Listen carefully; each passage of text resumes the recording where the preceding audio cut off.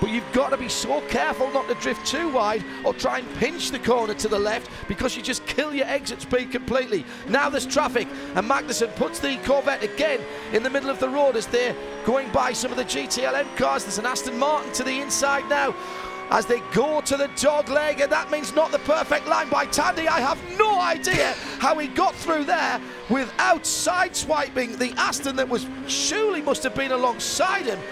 Did Scotty beam the Aston up or something? That was just unbelievable. At the head of the field, Ricky Taylor leads it by 7.7 seconds. The battle for 9th and 10th overall is the head of the GTLM field. That is unbelievable. Oh, spectacular stuff. And I thought for a minute going into turn 6 that Magnussen was going to get absolutely hung out to dry by a GTD Daytona Ferrari. Somehow he was able to make that move and kept Tandy behind him. So Tandy is on the absolute attack. But remember, I just had talked about the traffic issue that Ricky Taylor had lost 2 seconds in the bus stop alone almost, and Sebastian had uncorked a great lap. Then the next lap, Sebastian lost 3 seconds somewhere out there. His time at 1:40 on that previous lap, and that has now ballooned that back. It was 6 down to 4. Now it's back to 7.5, and just unbelievable what they were able to do. And this fireworks display is spectacular. Problem is, the wind is blowing it from where they are setting everything off right across the middle of the backstretch. There's a lot of smoke back there right now. Well, indeed, the spotters are just telling the drivers, don't worry about that smoke. It's not a lock-up. It's not an accident. It is just the firework display. The Mazda guy's telling us that at the moment. It's like driving through fog. It is the unmistakable smell of cordite drifting across like November the 5th back in the UK all over again. That was very spectacular indeed at the 10 o'clock hour, just at the end of the Fox broadcast. But we continue uninterrupted all the way through till 2:10 tomorrow afternoon, when we'll find out who will stand in victory circle for the 53rd running of the Rolex 24 Hours of Daytona. We're just about 10 minutes away from the end of another hour of racing. Where does the time go? Oh, it flies. It's unbelievable. And just watching the times when they're not in traffic, Ricky Taylor and Sebastian Bourdais, the 10 and the 5 respectively, are in the mid to high 140s when they're not in traffic. Valiente, McMurray, Kanaan, everybody else behind them when they're not in traffic in the low 42s. Those two guys right now are playing at a different level up at the very front of this thing. Oh, yes, they really are.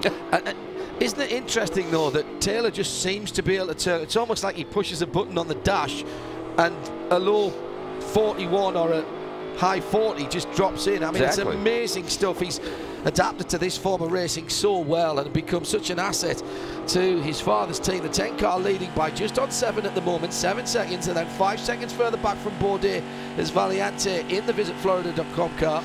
Matt McMurray hanging on there, but he's 30 seconds away from the leader, about 2 seconds ahead of Tony Kanaan in the 0-2, and the 0-1 a further 9 seconds back. And after all of the troubles, the 2 Chip Ganassi cars still on the lead lap are only 40 odd seconds behind. They are nowhere near out of the running. Paul Truswell. Well, no, exactly that. And I just wonder whether by working on the cars that little bit extra in the pits, they are actually more healthy race cars than the Wayne Taylor car and the Action Express cars are, because they're in the heat of the battle.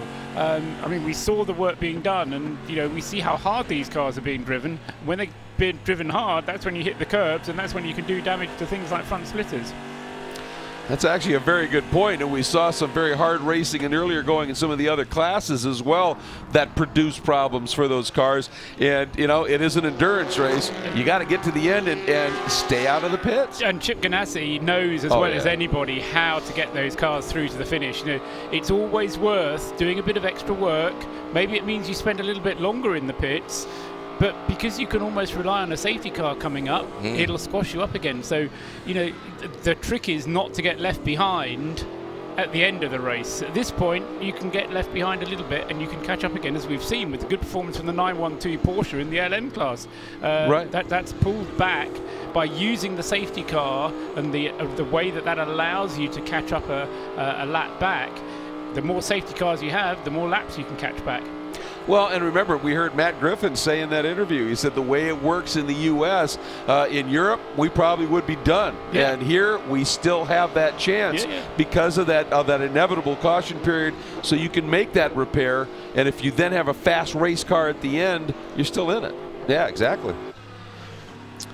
So boy, we got some fast race cars. Look at this now. Nick Tandy has taken the lead in GTLM. Looked away for a moment for that discussion. Look back, we got a lead change. Well, that is just amazing stuff from the GTLM guys. Once again, you can almost rely on them every time. As Ricky Taylor, and if you've got access to the pictures at the moment, Ricky Taylor's onboard is a study in racing a Daytona prototype. Economy of movement. It's a relatively tough car to drive, but look at how he's working the steering wheel, trying not to unsettle the car. Going on the infield now, through towards the dog leg. Turns in now to the dog leg. Now he'll brake. Down through the gears. Any second now. There he goes. That is a quick bit of the track. Well, it's really impressive, isn't it? It is. Just eat up that infield section. And the other thing that's impressive is you can see with the lighting system, like there's a lot of distraction that's going through. You got the junk on that windscreen, the oil and the debris that's been splattered up, reflections everywhere, and you've got to just be completely focused to deal with all of that distraction. You know, one thing about Ricky, you think back to it a few years ago when it was still the Rolex Championship. He had that string of poles in the DP, and there's never been any question at all about his speed.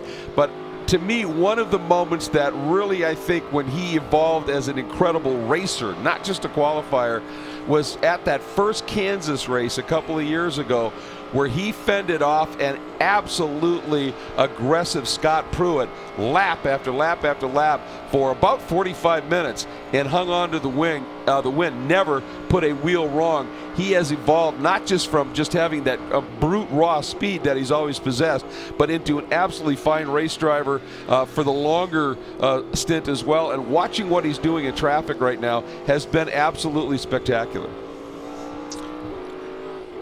Nick Tandy from Magnussen, from Gavin, by the way, and Augusto Farfus still only the top five, only 5 seconds between the top four. Well, 73 1/1000ths of a second between first and second. This battle between these two is just a phenomenal as well. Two of the best. The other thing that we can toss into the equation at this point, I've been trying to monitor how many laps we're going to do by the end of the race, and it's not beyond possibility that we will break the record distance on this configuration of the circuit. I think it's out of reach to do the record distance for the Daytona 24 hours, but on this configuration of the circuit, I think we are still within range, depending on how many safety cars we get, and it's something to keep an eye on, because that really would be impressive, given that we've already had an hour of racing, not racing, an hour of time behind the safety car.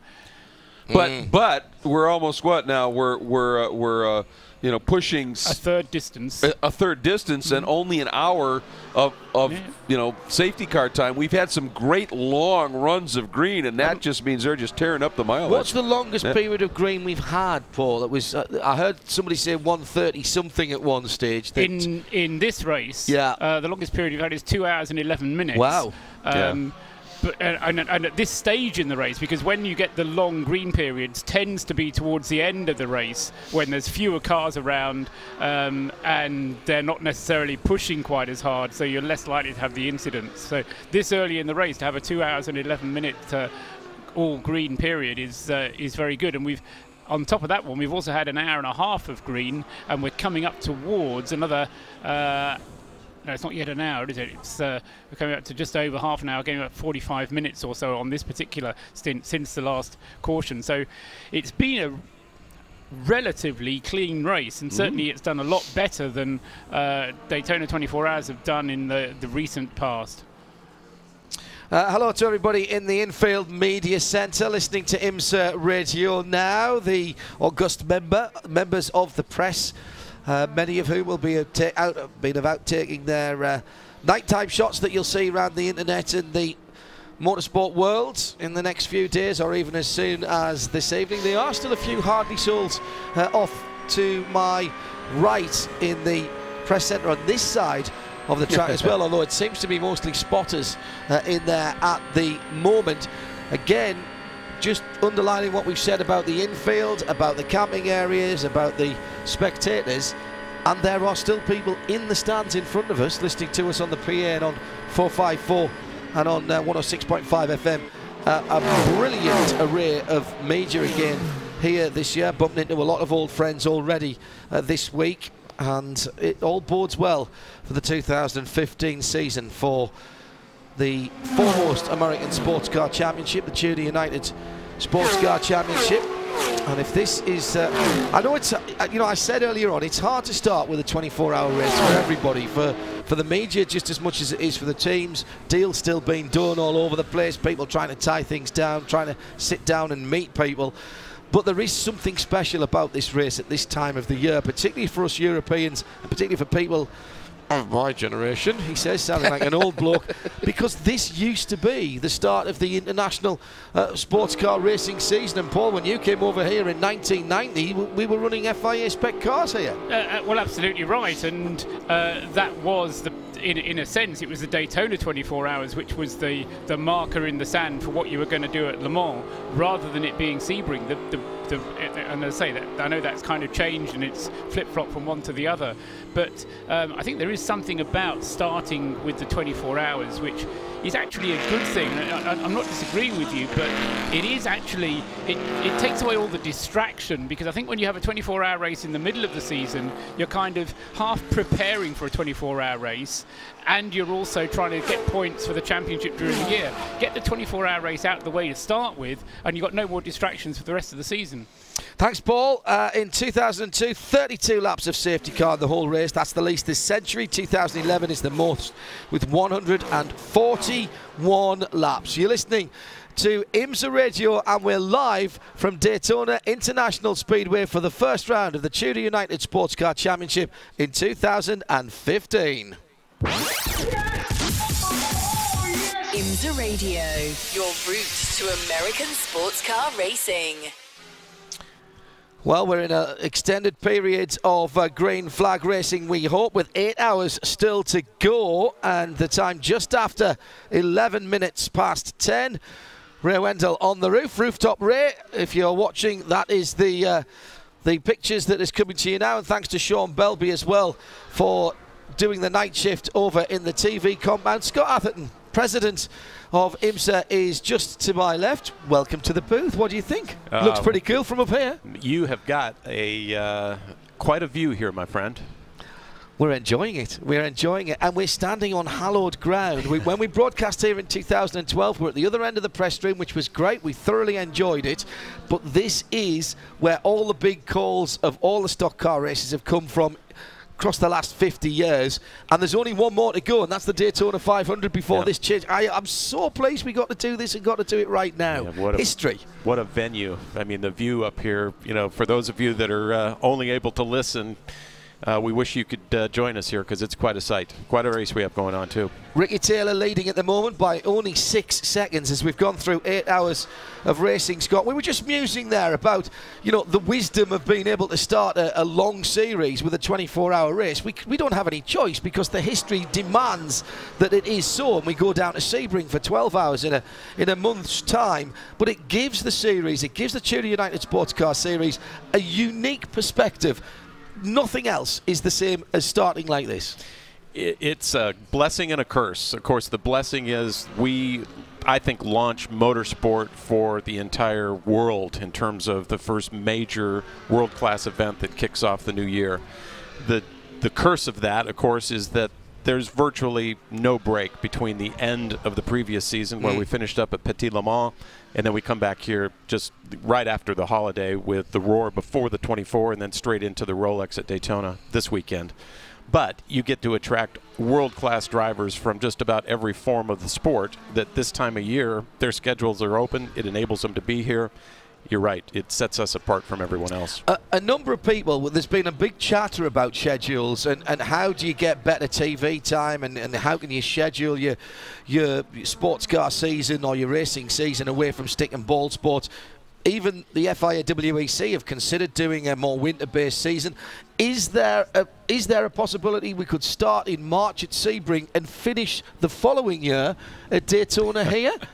I'm throwing it out there. It's a radical thought. Yeah, it's probably just now it's appropriate that we would even spend any time thinking about that. Candidly, our focus has been on getting through that merger process, launching the unified championship, the TUDOR United SportsCar Championship, a year ago today. And, frankly, it has taken all the bandwidth we've had and then some just to putting the pieces together. Thinking about something as creative as what you just described is probably a thought for another day. But we thought we'd never see the United Sports Car Championship, so it's out there. Adam Green has just tweeted in at IMSA Radio and said, "Good evening, Mr. Atherton. The evidence of your and your team's hard work is everywhere. Major improvements seen by this fan. More people on the grounds, I think. More RVs. We talked about the press room being absolutely stacked out. More people on the infield shuttles. I've seen a huge amount of people that I know from other forms of motor racing. All right, it was a learning year last year. But frankly, if you didn't know that this series was 2 Series 2 years ago, you wouldn't have known it by looking at this paddock today." Yeah, fantastic turnout today, especially with the way the weather was when people first woke up this morning, looked out the window. There was, I'm sure, a few that said, "Nah, let's stay home and listen to it on radio IMSA." But for those that did come out, it is a tremendous turnout. And first of all, I would like to say thank you to the fan that sent that note in, because you're right. There's an army of people that have worked tirelessly since the checkered flag back at Road Atlanta until the green flag this morning. There is, I don't know how many hundred little subtle changes that have occurred. The fact that we've got the radio team back on the air that we do is probably the most graphic example that we can talk about right now. But there's 100 other such examples. And it's not only for the fans. That's our top priority, always has been, always will be. But also for our stakeholders and our competitors. There's a lot of difference between this year and last year. There's a whole different feeling in the room, so to speak. And, everybody's mentioned it's it, Scott. positive. Everybody has mentioned it. I was here last year and I was at Sebring last year, and I can tell you it's 180 degrees different already from what I felt last year. Nobody can stand still. You improve, but any part of racing, if you stand still, you're going backwards. So what are you looking at now? We've had, how can anybody complain when we've had 2 hours of Fox Network here in the States? We've got Motors TV in Europe. We've got streaming video free to the rest of the world. In terms of your coverage, you're getting out there to more people. Do you feel as though you're beginning to get the sports car message back on the agenda here in the United States? No question about it. We had the good fortune of being in Detroit last week for the International Auto Show there. If you saw what was being presented by multiple manufacturers, it is completely in line with what this platform of motorsport embraces. And while there was no specific racing announcements made, if you look at the type of vehicles being announced, whether it was the new Acura NSX, Lexus with a GT3 car, the Ford GT, all of these cars and the manufacturers behind them are headed this direction, in some form or another. That is just one aspect. You talk about what we've accomplished from last year to this year. Candidly, we're just getting started. From a fan perspective, the app that we have that's available through the App Store, the IMSA app, tremendous, connectivity already, but just wait. The next version of that, there's a team of people that have been working on it for months and months. It's going to launch around Sebring time. That'll take us to another level there, and there's more to come.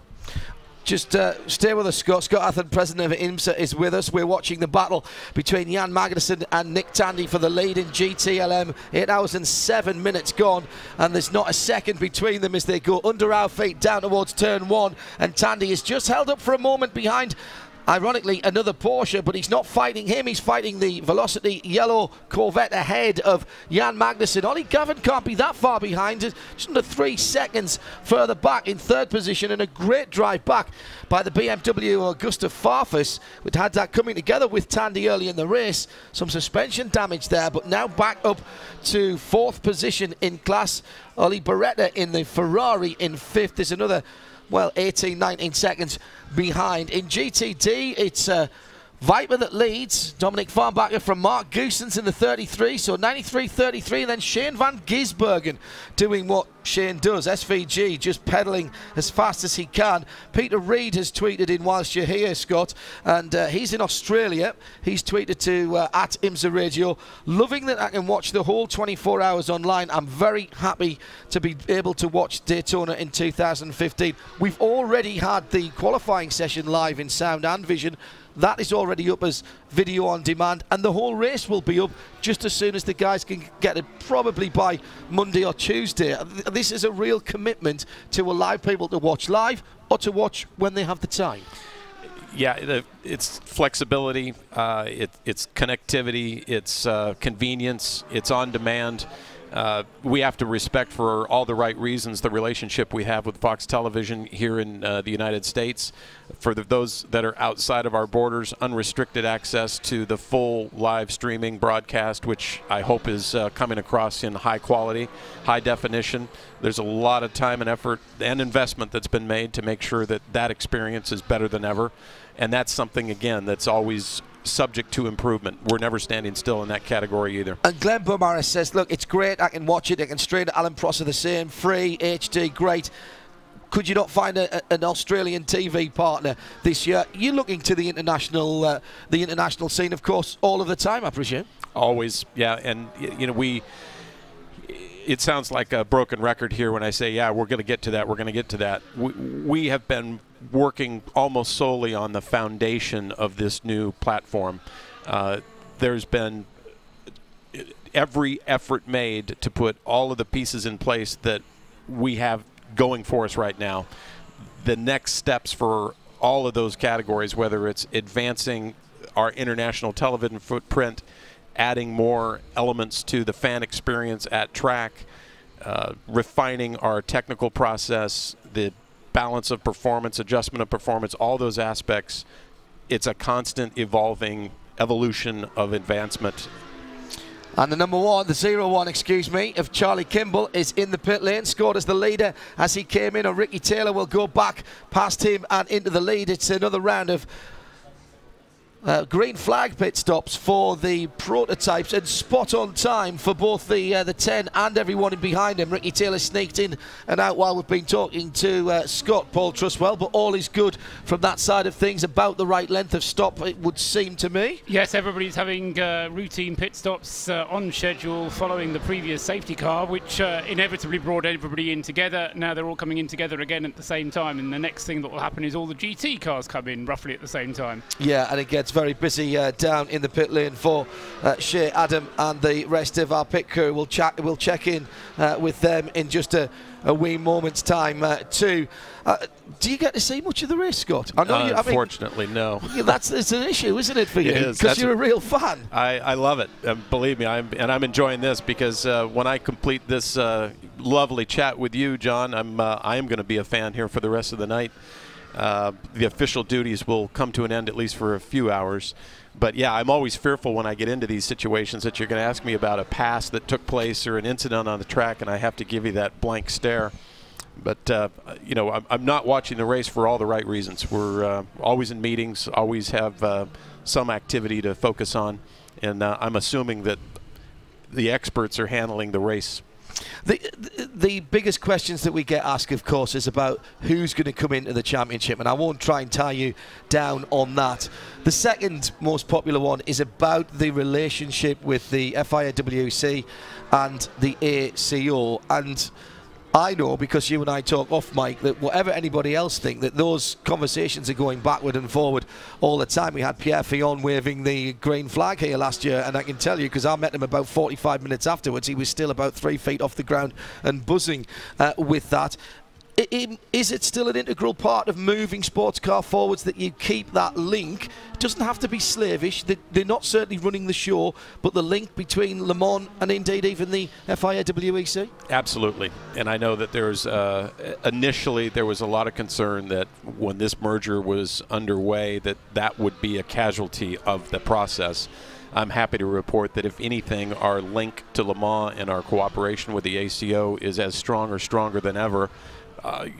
Case in point example, the first text I received this morning was from Pierre Fillon, wishing us good luck and best wishes for a successful weekend here. Soon followed by one from Gerard Neveu. So, that's just a one moment example of the type of rapport and relationship we have.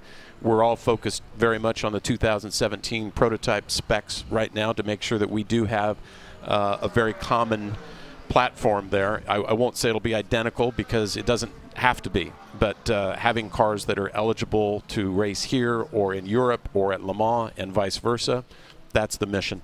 I spoke to Michael Shank, who for the longest time has been the massive advocate of Daytona prototype racing, captured the pole, first ever pole with an LMP2 car here this week, and he said one of the reasons that he made the change was first because he knew he had to. Come 17, the DPs weren't going to be around, but he wanted to go to Le Mans. There's the answer right there. Well, I think they've had a very good experience, and look no further than the results that they had both at the Roar in qualifying here and now, of course, in the race. They've adapted to that car immediately. You talk to the drivers, John Pugh at the top of the list, very comfortable in the car, understands the difference between what he's raced in the past and what he's in now. And I know there's a big goal within that whole team, not just with Michael and John, but I think all of them wish to go to Le Mans, and now they have the right piece of equipment to get them there. What will IMSA and the TUDOR United SportsCar Championship, what would you like it to look like in 2017 with potentially new GT cars, certainly GT3 cars in the GT, what we now know as GTD, potentially new prototype cars? What would you like it to look like, Scott? Well, you just described it. We've already announced and confirmed that our GT Daytona category will be a full FIA GT3 spec. So that has become, I would say, almost the default formula for that type of sports car racing on a global scale. So it's a customer-based level of GT racing that typically blends professional and drivers that are not making their living driving, but very accomplished to race at this level. Our GTLM category has new tech regs that are coming as well. Not a revolution, but an evolution of what those cars are today. Heavy manufacturer involvement with the ACO, with IMSA, with the FIA to define that. And then, of course, the new prototype coming in 17. So when you combine all that together in 17, it would be a grid not unlike today, but with that new common platform of a prototype, which for us will be our lead example. That'll be the fastest overall winning combination for us. That same car will be what the Europeans, the ACO, and the European Le Mans Series will be in their P2 category, LMP2. I don't know what else to say. Is there a future for what we now see as Prototype Challenge, and will LMP3 have a part to play in pushing forward sports cars in North America? Work in progress. No decisions made. Lots of conversation, getting a lot of feedback from a lot of different sources. The PC category for us has been fantastic from its beginning to where it is right now. Don't want to lose that. But what formula that takes going forward is not decided yet. The P3 car is very interesting from a number of different perspectives. It's a low cost of acquisition, relatively speaking.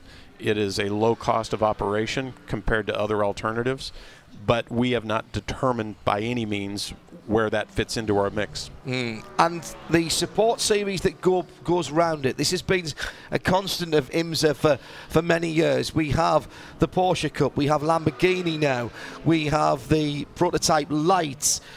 There is beginning to be a really stable platform for people to start a career and come up. And now with the addition of the Continental Tire series, you have another platform, another stepping stone within that and on the big show.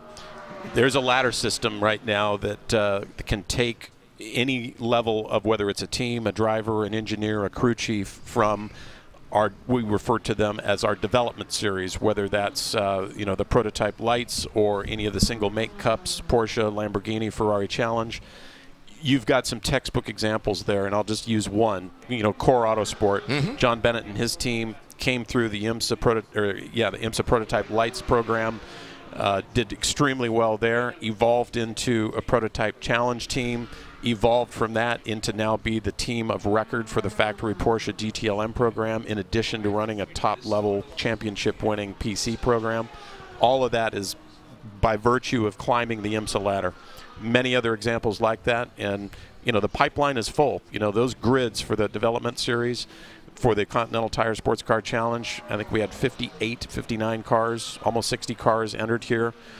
Very healthy. And that's an example of don't fix it if it's not broken. No, absolutely. Scott, I know you'll say it's a team effort, as we always do here on our side of things as well. The team is working. Pass on our best to everybody. The Twitter's gone mad. I've asked some of the questions. I clearly can't ask all of them, but I've combined some of the ones that's come in, and they're still dropping in. Common prototypes is something that we're going to have to revisit at another time. You mentioned that, and everybody's ears pricked up. Go and watch a bit of motor racing. I'd love to. I want to say before I sign off, though, we have a little bit of a changing of the guard taking place here, and this is the last official race that Scott Elkins will be a part of our team. We continue to have him involved in a number of different capacities, but as far as a full-time official IMSA staff member, this will be the last race. I think his legacy will be how things played out in qualifying here, and the ability of so many very diverse, different car configurations, every combination you can think of, truly competing with each other in such an extreme venue as Daytona. And for myself personally and the whole IMSA organization, we're going to miss Scott's direct involvement, but we're pleased that we'll still have him around, and we wish him well as he goes forward. Just a name here that's popped up in front of me that you'll recognise on the Twitter. Klaus Graf has just tweeted us to say he's just driven down from Charlotte to Atlanta and listened to the IMSA radio coverage of this event all the way down. Klaus, we wish you were here. We'll see you later on in the season, I'm sure. Scott, thanks for being with us. Enjoy the rest of the race if you can, and try and get to see a bit of it. Thank you, John, and to the whole IMSA radio crew. You guys are doing a fantastic job. I can't tell you how many people have stopped me today and made a comment about it. So keep doing what you're doing, and I'm going to go watch some racing. Cheers, man. That's great. Scott Atherton, the president of IMSA. And let's take a quick update with Paul Truswell at what's been going on there. We're watching great racing between the guys at the head of the GTLM field, and that's gone back the way of Patrick Pilet, as Antonio Garcia and Tommy Milner are now in the two Corvettes after pit stops there, Paul. Yeah, do you remember right at the start of the race, John, I think it was you who was saying that the two Corvette guys were perhaps getting a little bit frisky with their battling between one another. Well, they're getting very close to one another again as they try and sort out who's going to be second and who's going to be third across the line. But the pair of them working together are sometimes closing on Patrick Pilet and sometimes not. They were 2 seconds adrift on that last lap as they went through, but they did both close on the Porsche. Behind the Porsche and the two Corvettes, we've got the BMW, Bill Oberlin now at the wheel of the 25 car, and then the Ferrari number 62. So the 4 different marks in the top 5 places still in GTLM, and they've now They are due their pit stops. I said they were about to come in for their pit stops. They're due to have their pit stops fairly shortly. The prototype pit stops have all now happened. They were all pretty efficient and happened. So at that end of the field, Greg, things are working pretty nicely. At the other end of the field, we're getting a few more retirements posted, though. Yeah, we just, I mean, it isn't even, well, I think it just now popped up as an official retirement, as you mentioned earlier, that number 57. Sad to see, but they're going to be fun. I wanted to ask you, because you're the one doing the analysis on it, I think one of the most remarkable stories that we've got so far in this race is the comeback of the 02. 7 minutes, 49 seconds behind the wall, 3 more pit stops probably than any other prototype out there, and they're back to third. Exactly, and in every place that they need to be in order to provided they keep the car clean and out of trouble, to be there at the end. The other comeback drive has been the 912 Porsche, because that had the alternator problem right at the very start of the race, you'll remember. They had to replace the alternator, and it lost, if I remember rightly, 4 laps, possibly 5 laps. But they used every single caution to their benefit, and as we've gone through the caution, so they've pulled back a lap, they've pulled back a lap. And that's the beauty of the regulations, the way they work here. I mean, whether you love them or hate them, you got to work with them. Exactly. And if the regulations are going to give you a break, then you're going to take that break, aren't you? So comeback drives are all about using the regulations, but also doing so with quick, consistent lappery. You know, you're not going to do it if you've got tuggers out there, but if you've got good quick drivers out there, the car's working well for you, there's no reason why comebacks don't happen. And that, as I say, in addition to the Chip Ganassi car, the 912 Porsche is another example of that. Well, absolutely. And I mean, another good story is the #1 Tequila Patrón ESM car had some issues a little bit earlier on. It is now only 1 lap out of that lead lap. Again, using those regulations to great effect to bring them right back up into the sharp end. And running 4th, the number 90 visitflorida.com Corvette DP started dead last on the prototype field.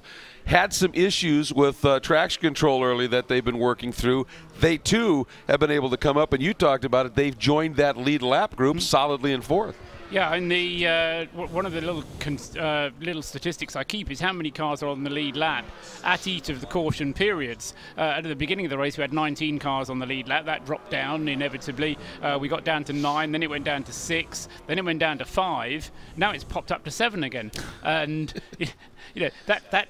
Theoretically, that can't happen. You know, you can't get cars getting back on the lead lap, but the way that the safety car works, it just brings them up.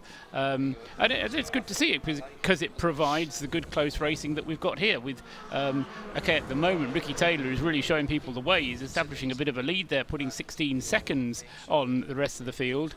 But unless he can put a lap on the field, all the others have a problem in trying to keep up with him.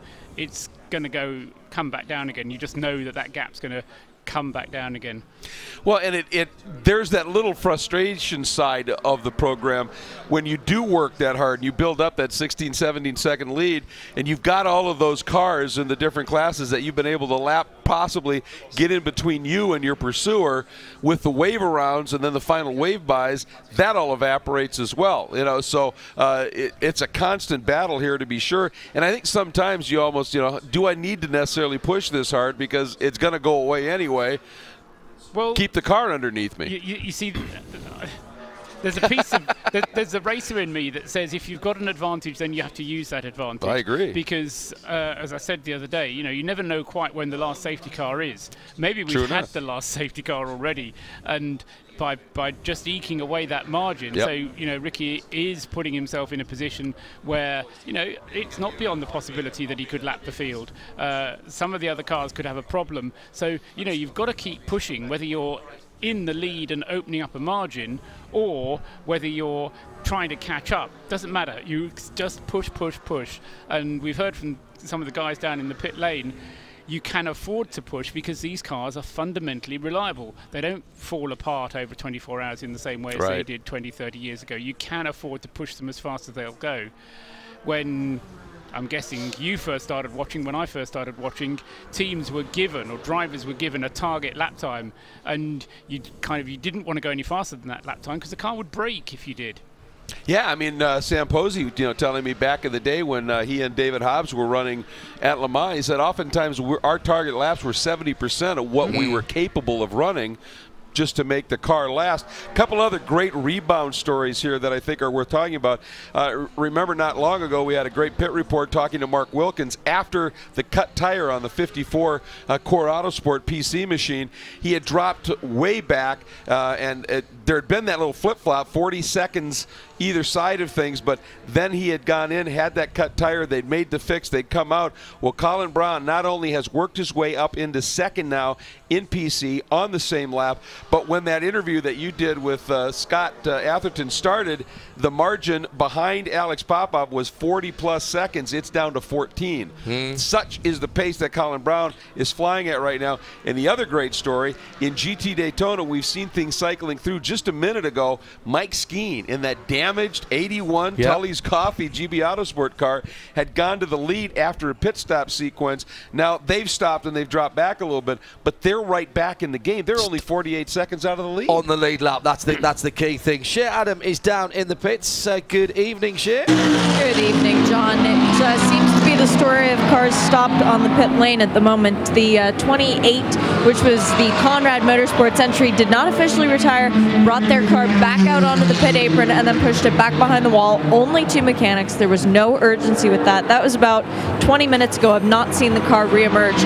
Meanwhile, the number 85 has been sitting with its engine cover off. It's got a damaged left rear quarter panel part of the engine, but they are working inside the engine bay. Chris Miller behind the wheel of that one.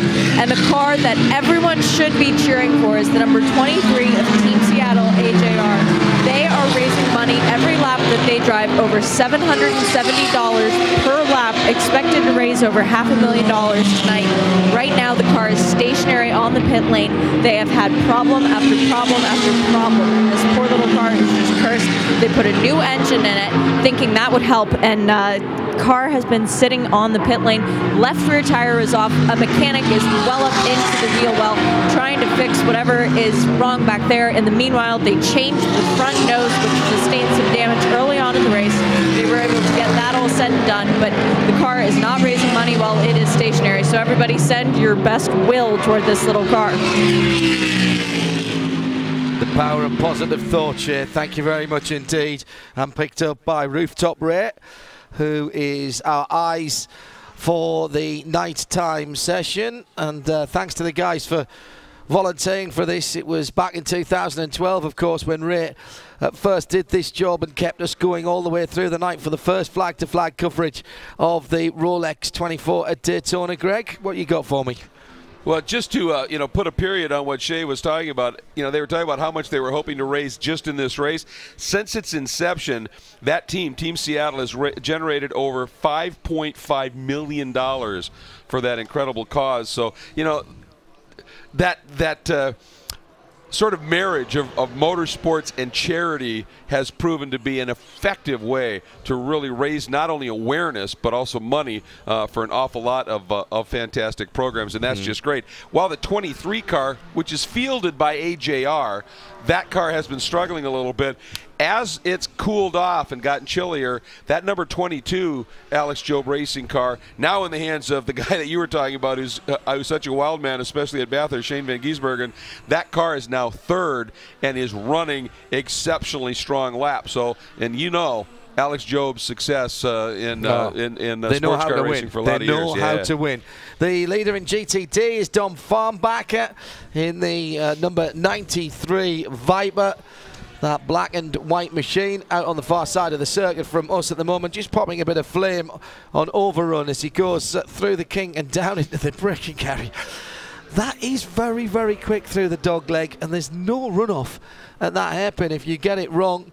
The car looks fantastic and has been running so well, and heads through into the final part of the circuit now, or final part of the infield now, and up onto the banking, going perilously close to the outside wall before he heads down again.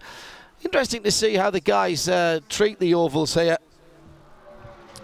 and whether they diamond off the corners or do a more traditional racing line. The leader, blue number 1 on the side of that car, showing the leader in GTD. In PC, third, Andrew Palmer now in the 52 car. He's got 250 laps under his belt in that car. The 54, Colin Brown in second place with 253 laps. And the leader is Alex Popper, also on 253 in the 8 car, but some 11.5 seconds up the road. Brumos coloured Porsche at Daytona. All is right with the world. Yeah, that's perfect, isn't it? That's how it's supposed to be. Ooh. Seeing those cars running around. Oh, there's a touch. I think there was. A touch, that's unnecessary. Dom, you don't need to be taking those risks. No, I mean, that was lapping a car. That wasn't a car that, you know, as much as we'd like to have that Brumos car in the hunt right now, it's down just a little bit. So that was aggressive. But, you know, we've heard a lot of the other GTD guys say, you know, as the air cools off and the like, that Viper just seems to be getting stronger and stronger and stronger. Well, that hood's as long as it is because there's an awful lot of V10 stuffed in it, and it's just going to be eating up these long banked straights here essentially throughout the night here. And that's those two cars right now just running beautifully, 1-2. And without even being told, Ray somehow reads my mind and goes straight back to the GTLM battle where Patrick Pilet is being closed down by the Corvettes that are hunting in packs. It's formation flying for the two GM machines who have got the Porsche in sight now, and Pilet, 145 flat last time around, has got the hurry up from the Core Autosport Porsche Motorsport team. 45.3 from Garcia, 45.1 from Tommy Milner. And they are closing in now, less than a second between all of the top three, and there's traffic. Danger time for Patrick Pilet. Got to pick his moment, and any kind of indecision is going to cost him time and distance to the two vets behind him. And as he goes past one of the, that's the Lizards, the remaining Lizards Audi R8, he just gets held up for a second, and now it's Tonio Garcia's chance to go through. Actually, nicely done by both Tonio and Tommy Milner. Interesting to see how different drivers deal with traffic, isn't it? And whether they're super aggressive or whether they have just a tiny bit more patience. Well, you know, and it comes down to some like to be just absolutely decisive. When they get there, they make the move, they do it right now. Others, like you said, will be a little more patient, pick their spots. I mean, James Weaver, you know, the decisive guy in traffic, he was the definitive one. And it's all about how you approach it, and it's all about your confidence in the guy that you're coming up on to pass. Do you know who's in that car? Has your spotter, has your pit box told you when you're coming up in a GTLM car, in a GTD category car, what driver's on board and just how much margin you might need to give them, Paul? There was an example of that just a moment ago, Greg, as Ricky Taylor came up to put a lap on Oz Negri, and he's now achieved that, but he did it coming across the start-finish line. And you know, all you could see were headlights coming towards you. You didn't know whether that was race leader lapping fifth place car, or whether it was, I mean, you know whether it's a GTLM car or a GT car because of the yellow headlights, but it gets extremely close, and really an example of how Ricky Taylor is really pushing hard. The other thing I failed to mention was that he's now got the fastest lap of the race. Oh, okay.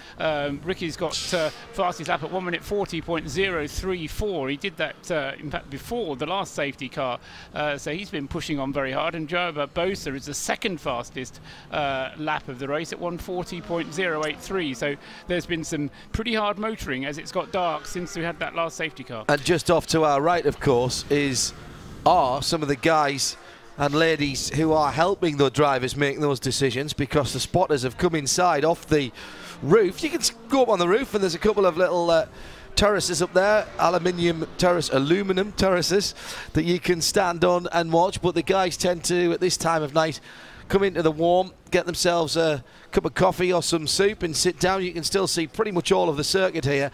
And what they're doing, as well as just spotting for the guys and saying, there's a car, they're trying to say, it's, you know, you're coming up on Patrick Dempsey in the 58 car, you're coming up on the number 1 car with Scott Sharp at the wheel is coming up on you. They're trying to give Paul as much information to make those decisions as possible to their drivers. Yes, I think what they're probably doing, and Greg will probably know this better than I do, but rather than saying you're coming up on Patrick Dempsey, they'll be saying keep right of the car in front of you, keep right. They won't be giving him, they'll be trying to minimise the number of decisions the driver has to make, and giving him just a bit of advice that says keep right, keep left, wait, that kind of thing.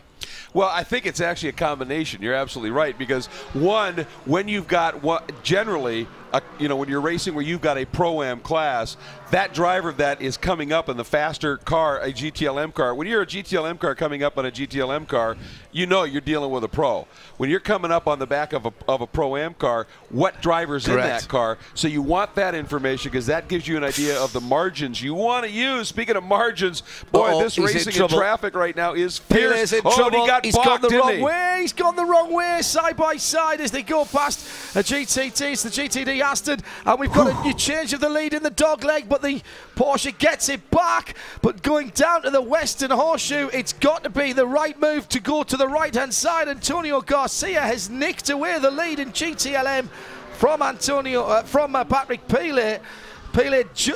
Exactly what we were talking about. Split-second decisions cost Pilet the lead. Didn't really do anything wrong, made a slightly wrong decision, got caught up behind a slower car, Greg, and he was toast after that. Antonio chose wisely. Yeah.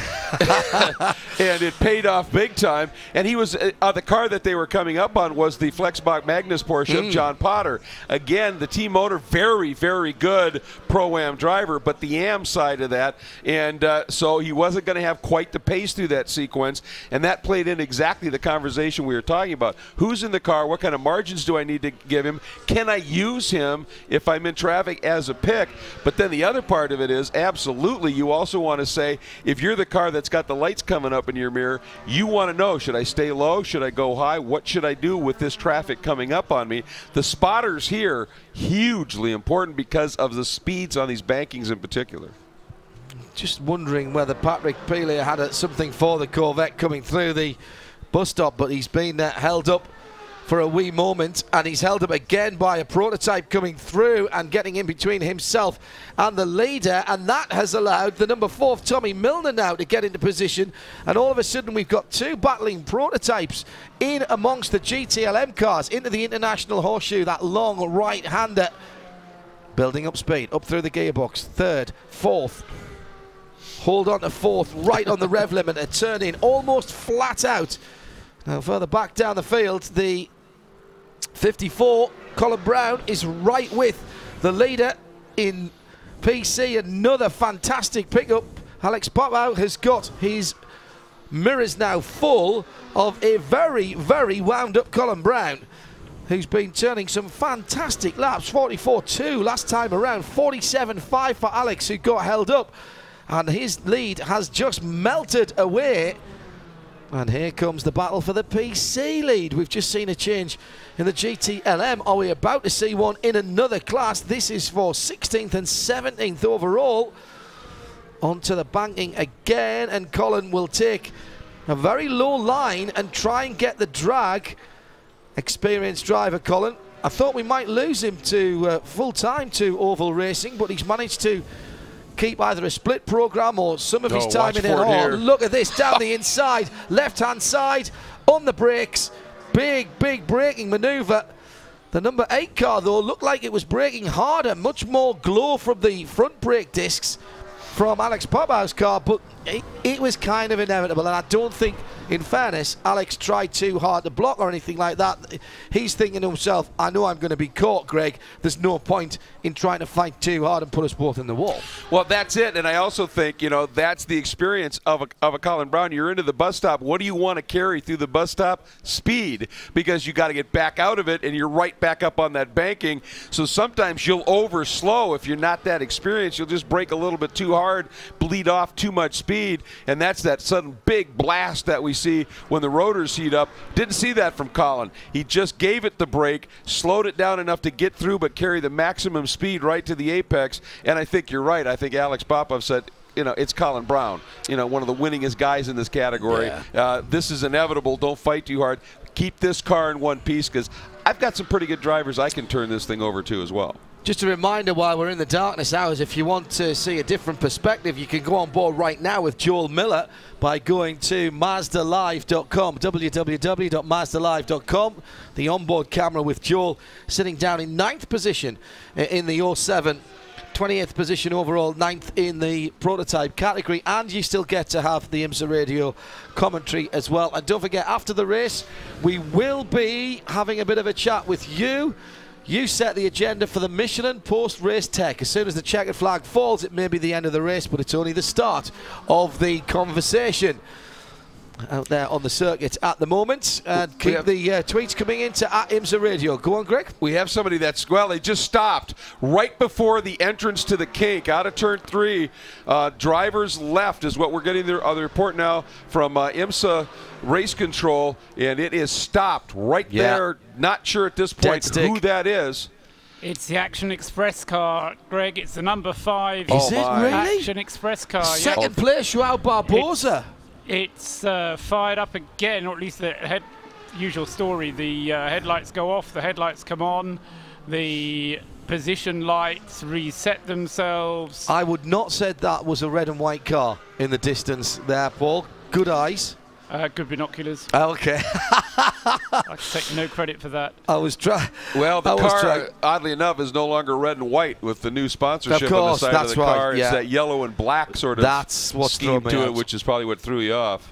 I expect to see, as soon as you say AE, and there, in fact, is the Mustang sampling car parked at the side of the road. Great pickup by Rooftop Ray, and almost inevitably, it is a full course caution, which would make it full course caution number 7, I think. Yep, absolutely right.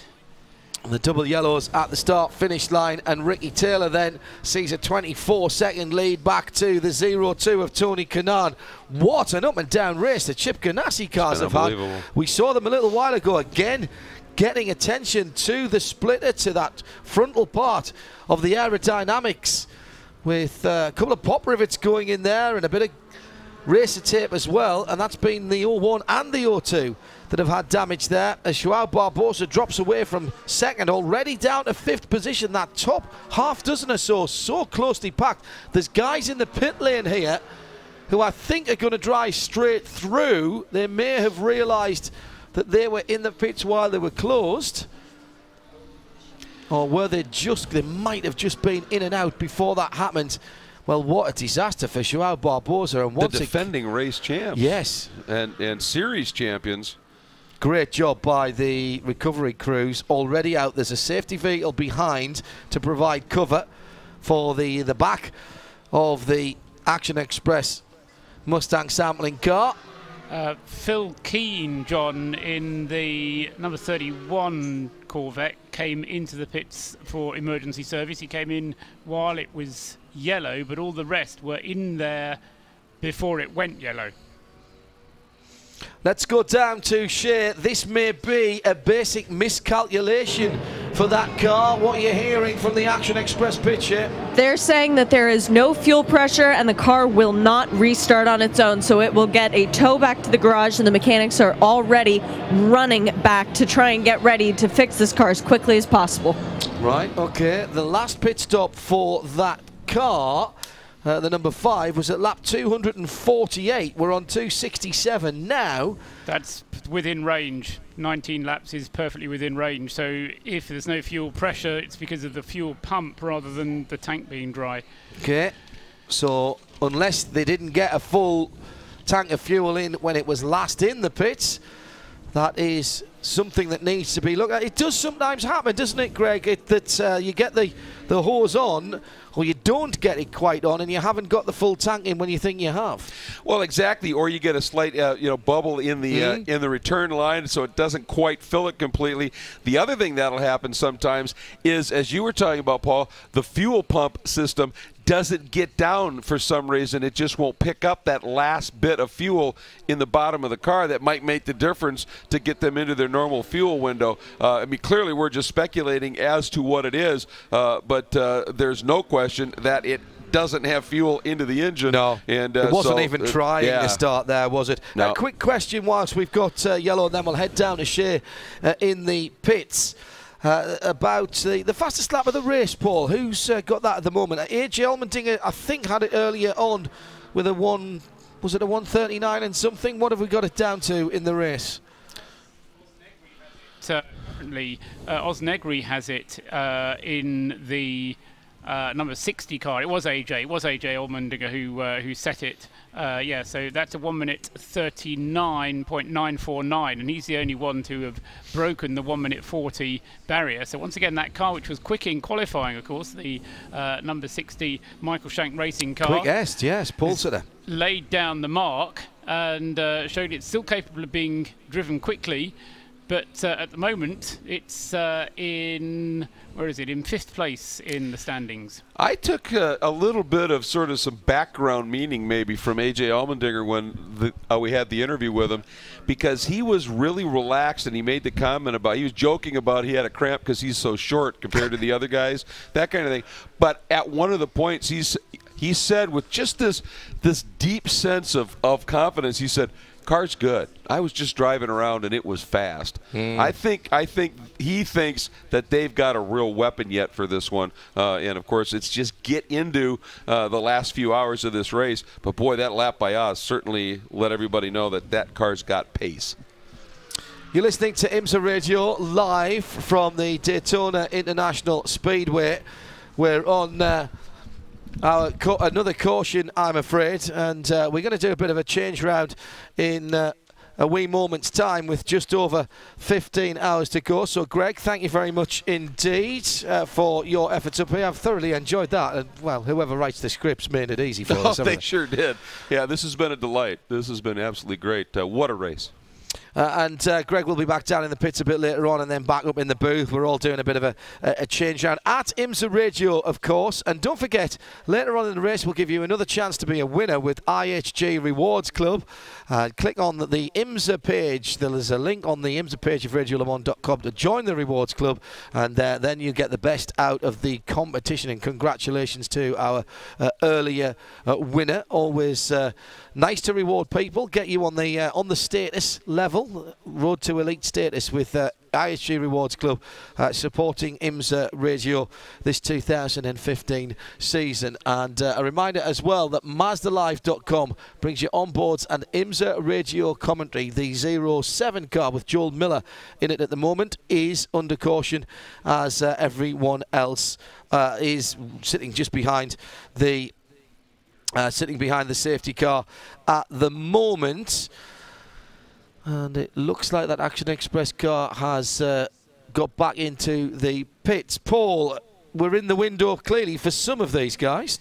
Yes, exactly so. And because, again, the green time was only 20 minutes, in fact, 22 minutes between when it was last, I got that wrong, 7:26, an hour and 20 minutes was the... an hour and 16 minutes, get it right, was the green time. And so we're into a full course caution, and so pretty much everybody will be coming into the pits. Both the Chip Ganassi cars have already been in and made their pit stops and are heading on their way once again. So has Oz Negri in the Michael Shank Racing Corvette DP.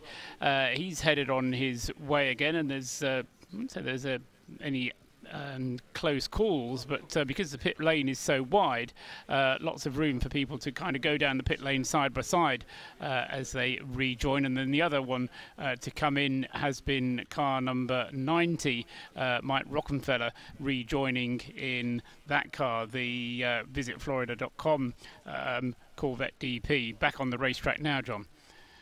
Thank you very much, Paul. Yeah, everybody taking the opportunity, if they can, to come in to the pit lane. And Johnny is about to join us in a wee bit. But Stephen Luke says, almost 9 hours down. Who's planning an all-nighter? His hand clearly already up. Glad that IMSA are taking time to decide whether to go full course racing, full course yellow or not, less racing time wasted. Absolutely agree. We'll be going down to Shea in just a few moments' time. Tristan Herbert has joined us from Audi Customer Racing. Tristan, good evening and welcome to the View. How'd you like it up here? This is wonderful. Thanks for having me up here, John. I appreciate it. No, it's absolutely our pleasure. how's the race going for you so far? We were talking to Scott Atherton earlier on, and of course, president of IMSA, you'd think, oh, he's got his feet up somewhere watching the race. Far from it. What about your duties? What have you been getting up to? Absolutely. I most of my day has been planning for the rest of the season and in meetings, and but yeah, no, the teams have been doing great. The name of the game in this is just survival through the 24 hours, and then take the gloves off. As soon as the sun comes up. It's been a real commitment for Audi. So long we've seen Audi factory teams in American sports car racing. The last couple of 3 years, a new initiative, Audi Sport Customer Racing. You look after that. You look after the motorsport side of things. The Audi experience running here for some of your customers, for some of your dealers. You guys have had to get up to speed pretty quickly, but my goodness me, you've already made your mark. Yeah, I mean, we heavily integrate our the customer racing side encompasses everything from fan activation into the customer racing scene. So it's we try to engage all of our fans and support our teams as much as we can from a factory level. Does it make it easier for you that the R8 that you are racing, your customer teams are racing out there? I think it's something like 63% of that car is transferable from the street car, which is a phenomenal amount of componentry into such an amazing race car.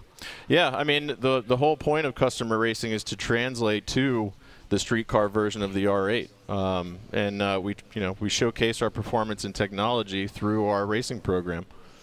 Back in the ALMS days, as we see the GT cars coming into the pit stops now, we'll keep an eye on that.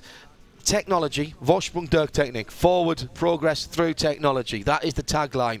And when you've got that tagline, you kind of have to live by it. The Audi R8, the diesel cars, they were telling a particular story in the North American marketplace and doing it very well.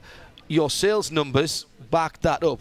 You've got a different story to tell now with the GT car, though, haven't you? Yeah, absolutely. Everybody's anticipating the GT3 car coming in 2016, so that's going to be really exciting for us. It's certainly a transitional year, but all of us are really looking forward to the new car.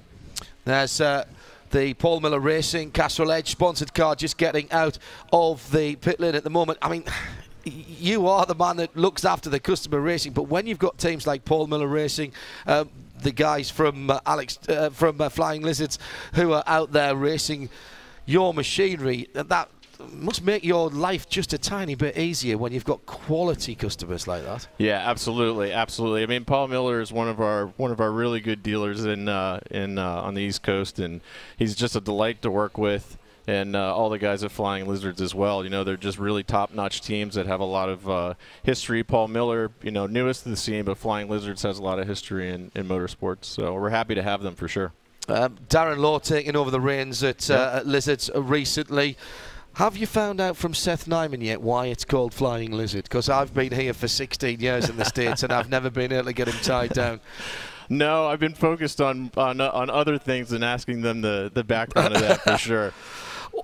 The customer side of things in terms of your racing team, the customer side, there's lots of Audis parked out there in the car parks out at the Turn 1 Plaza, as we see a little bit of an issue for the Corvette number 4. That's led Antonio Garcia and Tommy Milner in there. That looks like they might have been looking at a brake change, and not sure if they've decided to do that or not. Oh yeah, there's a bag of tools out, so yes, they've been doing something. You can see the two little sacks of componentry there that's been going on, so they're taking this opportunity with the 9 hours down to do that under a safety car period. That is really smart thinking on the fly by the Pratt & Miller guys.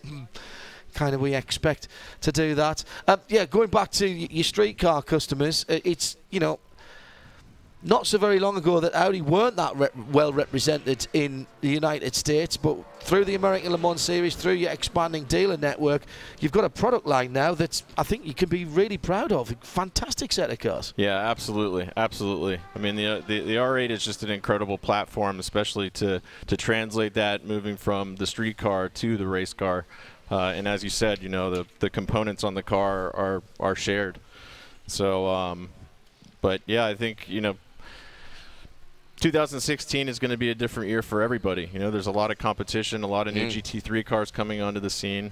So, it's going to be a whole new game next year, I think. The new GT3 car, we've seen some spy shots of it, the Huracan GT3, which has got some shared componentry on there. That's got its big launch recently. Stunning looking street car as well, so we're excited about that. And in terms of street car model launch as well, it's another big, every time I speak to somebody from Audi though, it's another big 12, 18 months, isn't it? Yeah, absolutely. But you know what's not going to change on our side is like the customer racing portion of it. We still, in one of my opinions, we're still one of the best customer supported programs in motorsports, especially in GTD. And moving into the GT3 program, you know, we have a parts trailer that shows up. We have technical services at the track provided by Brad Kettler and the Kettler Group. So, you know, we're really. They know a bit about racing. Brad knows his way around a paddock. I would hope so. And Brad's a really good guy. He's a great guy to work with, and he's been an absolute pleasure. And but yeah, you know, it's a really good group, and the customer side of it with the support and everything, we continue to do what we do. Are we expecting to see GT3 cars in the TUDOR United SportsCar Series as soon as they are eligible? I would imagine so, absolutely. I mean, there's not too many places for them to go. So, but yes, I think you will see them in the GT3. Okay, thank you very much for being with us. Keep up the good work. And I know the guys down at the Audi Racing Experience, just looking onto the Lake Lloyd there, will be enjoying listening to your voice. I appreciate it. You got a great spot to watch from down there, Tristan. Thanks for joining us. All right, thanks, John. Thanks for having me. You're listening to IMSA Radio. We're live from the Daytona International Speedway. Let's head down to Shea Adam in the pit lane. Shea? An update with the number 5 Action Express Racing came into the pit area, back into the garage by the tow truck. Oddest thing I've ever seen. They pulled it into the garage, started it up immediately, didn't add fuel, didn't do anything to it, changed the 4 tires, and then while it was still running, drove it back out onto the pit lane and then back out to join the safety car train. They had it come back in again, get fuel and tires, and then go back out.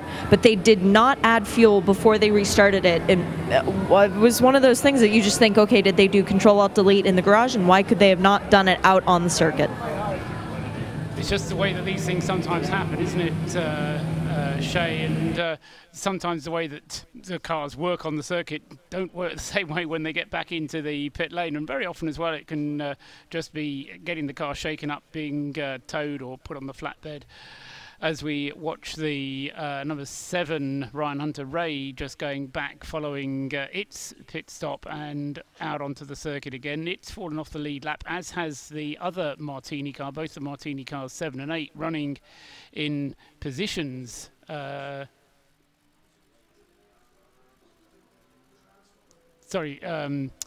car number 7 running in 8th place and is not on the lead lap. João Barbosa currently in 7th place then and is 3 laps off the lead lap. So we wait for the safety car to come around, and this time it will be pulling off the circuit and we'll be back to green flag racing, and hopefully this period of green flag racing will resume successfully, and we won't have any of more of those incidents down at turn 1 that we've had on previous occasions.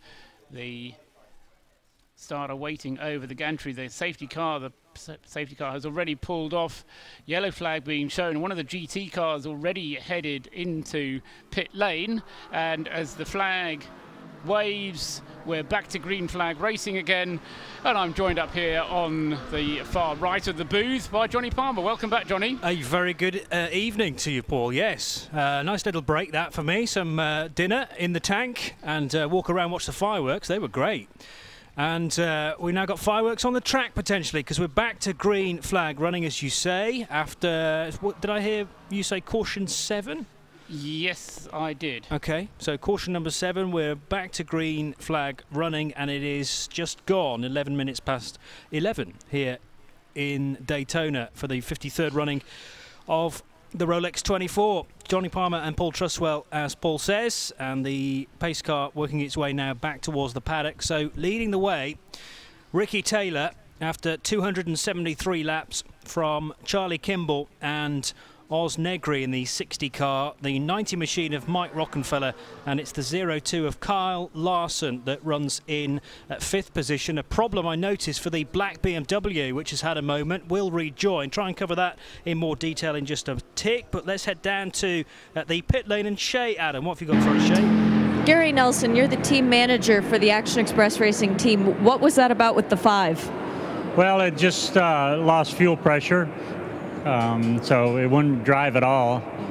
They pulled it in, and we found a connector that wasn't connecting, and so we reconnected it. But we're pretty sure there's that it's going to take some more work here on a next yellow to figure out why the connector became unconnected.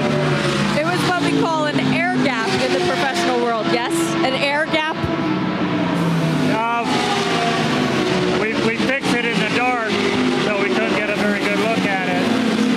But typically those connectors stay together, and they always do. So there's probably a tab or one of the locking part of it probably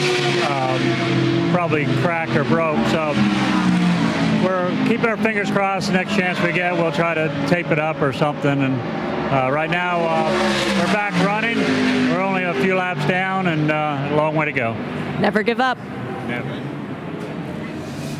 Thank you, Shay. Yeah, that's a message for the whole of the race, isn't it? Just keep on plugging away. Whatever the problem is, you can just about get it sorted, hopefully, and get the car out again. A number of cars running around here, I noticed, with various bits of body panels missing already. We're only, 9 hours into this race, so still a long, long way to go. I shouldn't have said that so early on in this race, I know, but there we go. Ricky Taylor leads the way by 0.7 of a second from Oz Negri and Charlie Kimball. Been fascinated by this GTLM battle as well, involving Patrick Pilet at the head of the order. Bill Oberlin is in 2nd position, Pierre Caffer in 3rd, and it is the scrap before 2nd and 3rd that is livening up well and truly here. The Ferrari up the inside of the BMW to take 2nd place, then away from Bill Oberlin. That's into the bus stop, and a slightly slower GTD car there that they've got to negotiate as well. But Pierre Caffer on a mission here, pulling away with the 5 car homing in as well. Now, João Barbosa and the 5 car back out on track after that was being pushed and pulled all over the place. Low fuel pressure on that one, Johnny. That's the reason why it was behind the wall for a little while. Yes, that's correct. On the back of a tow rope. Caused the last caution, yeah. Yeah, okay. So that problem's been solved, it looks like. Thought that was an interesting move by the Ferrari there, Johnny. Planned, Pierre Caffer, executed, goes by and into 2nd place, but that started not even on the entrance to the super speedway. That was a couple of corners further back, and it was all about just taking that extra tiny bit of momentum up through 5 and 6 and onto the banking. Yeah, just creeping slowly, catchy monkey towards the bus stop itself, and then a real good out-braking manoeuvre from Pierre Caffer, clearly confident with the Ferrari's brakes there, and Bill Oberlin had no choice but to just let Caffer through. And I don't think Oberlin's going to quite match the pace now of the Ferrari. Now, can Pierre Caffer catch Patrick Pilet? He's got about 3 seconds to home in on the GTLM leader. Wolf Hensler now starting to gang up on Bill Oberlin as well, as they work their way out of turn 5 and back onto the speedway, John. Remember, it was Bill Oberlin that was at the wheel when he was attacked, in his words, by Nick Tandy in the Porsche. That 911 Porsche at the head of the field now in GTLM, 9th position overall. And Bill wasn't happy with the handling of that car. Now, the car's clawed its way back and has been good enough to be right at the sharp end. But I just wonder if Bill doesn't quite have the confidence in the machine that some of his teammates did. The guys clearly have done their best to either drive around any problem they had suspension-wise. But it just seems as though Bill just doesn't have the pace in that car.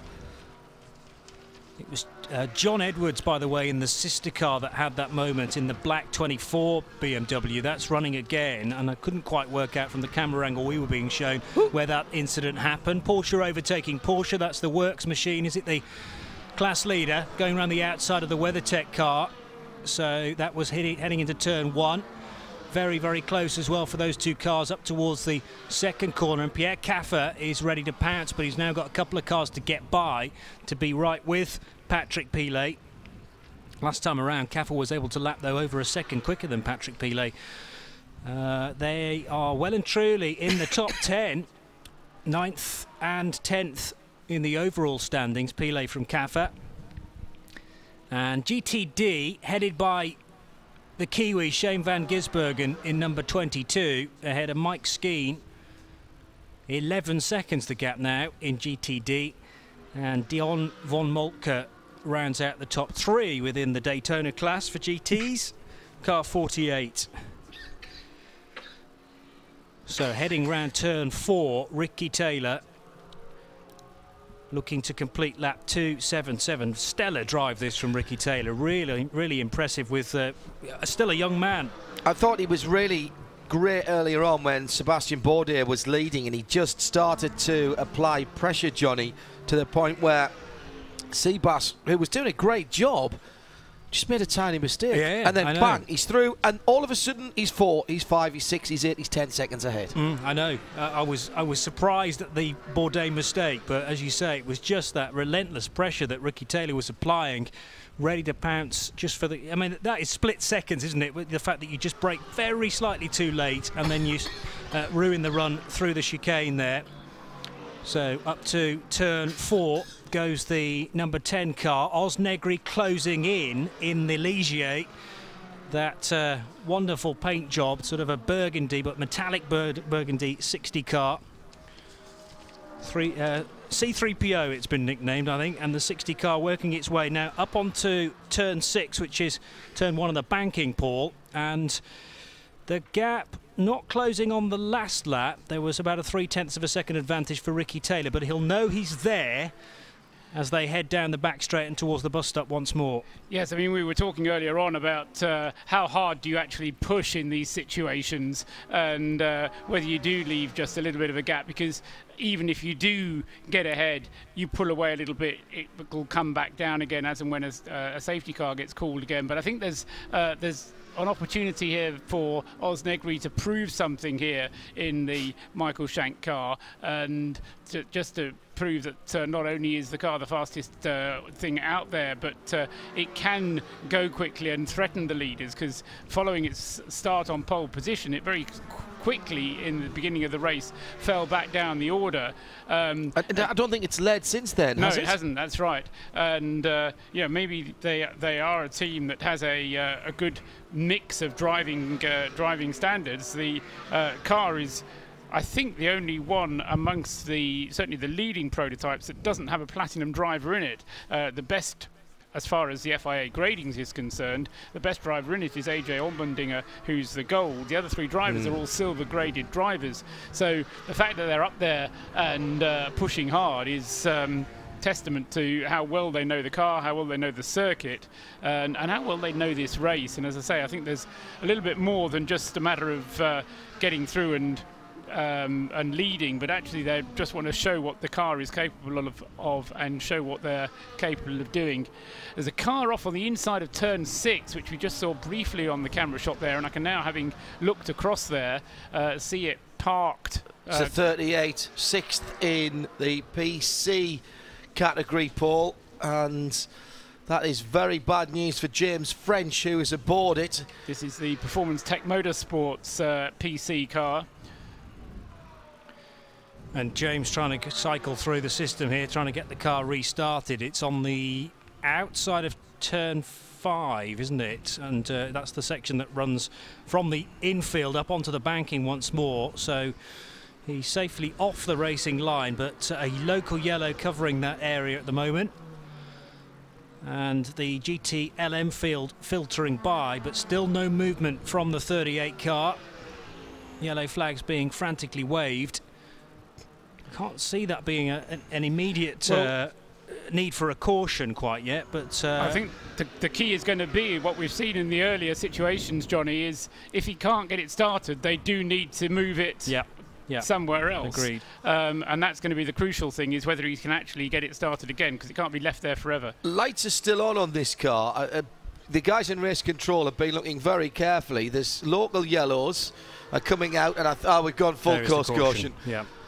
I do like the way in these not obviously dangerous positions. I mean, anywhere near a racetrack is potentially a dangerous position, you know, before anybody jumps down my neck. But I like the way that race control are watching these incidents develop, giving the guys a chance to restart if it's a car that's spun or whatever, and not just jumping on the full course caution button. And clearly, from the Twitterage that's coming in at IMSA Radio, that is something that the fans around the world are liking as well. So bad news, as we say, for the James French number 6 car, Johnny. There is a rule back in the UK on the short ovals in that you count to 10, and you know, just give the driver a little bit of time to try and get the car restarted, and if you get to 10 and it's still not moved, then you go caution. And I just wonder whether there's a similar system being utilised there. Intervention vehicle on the scene very quickly.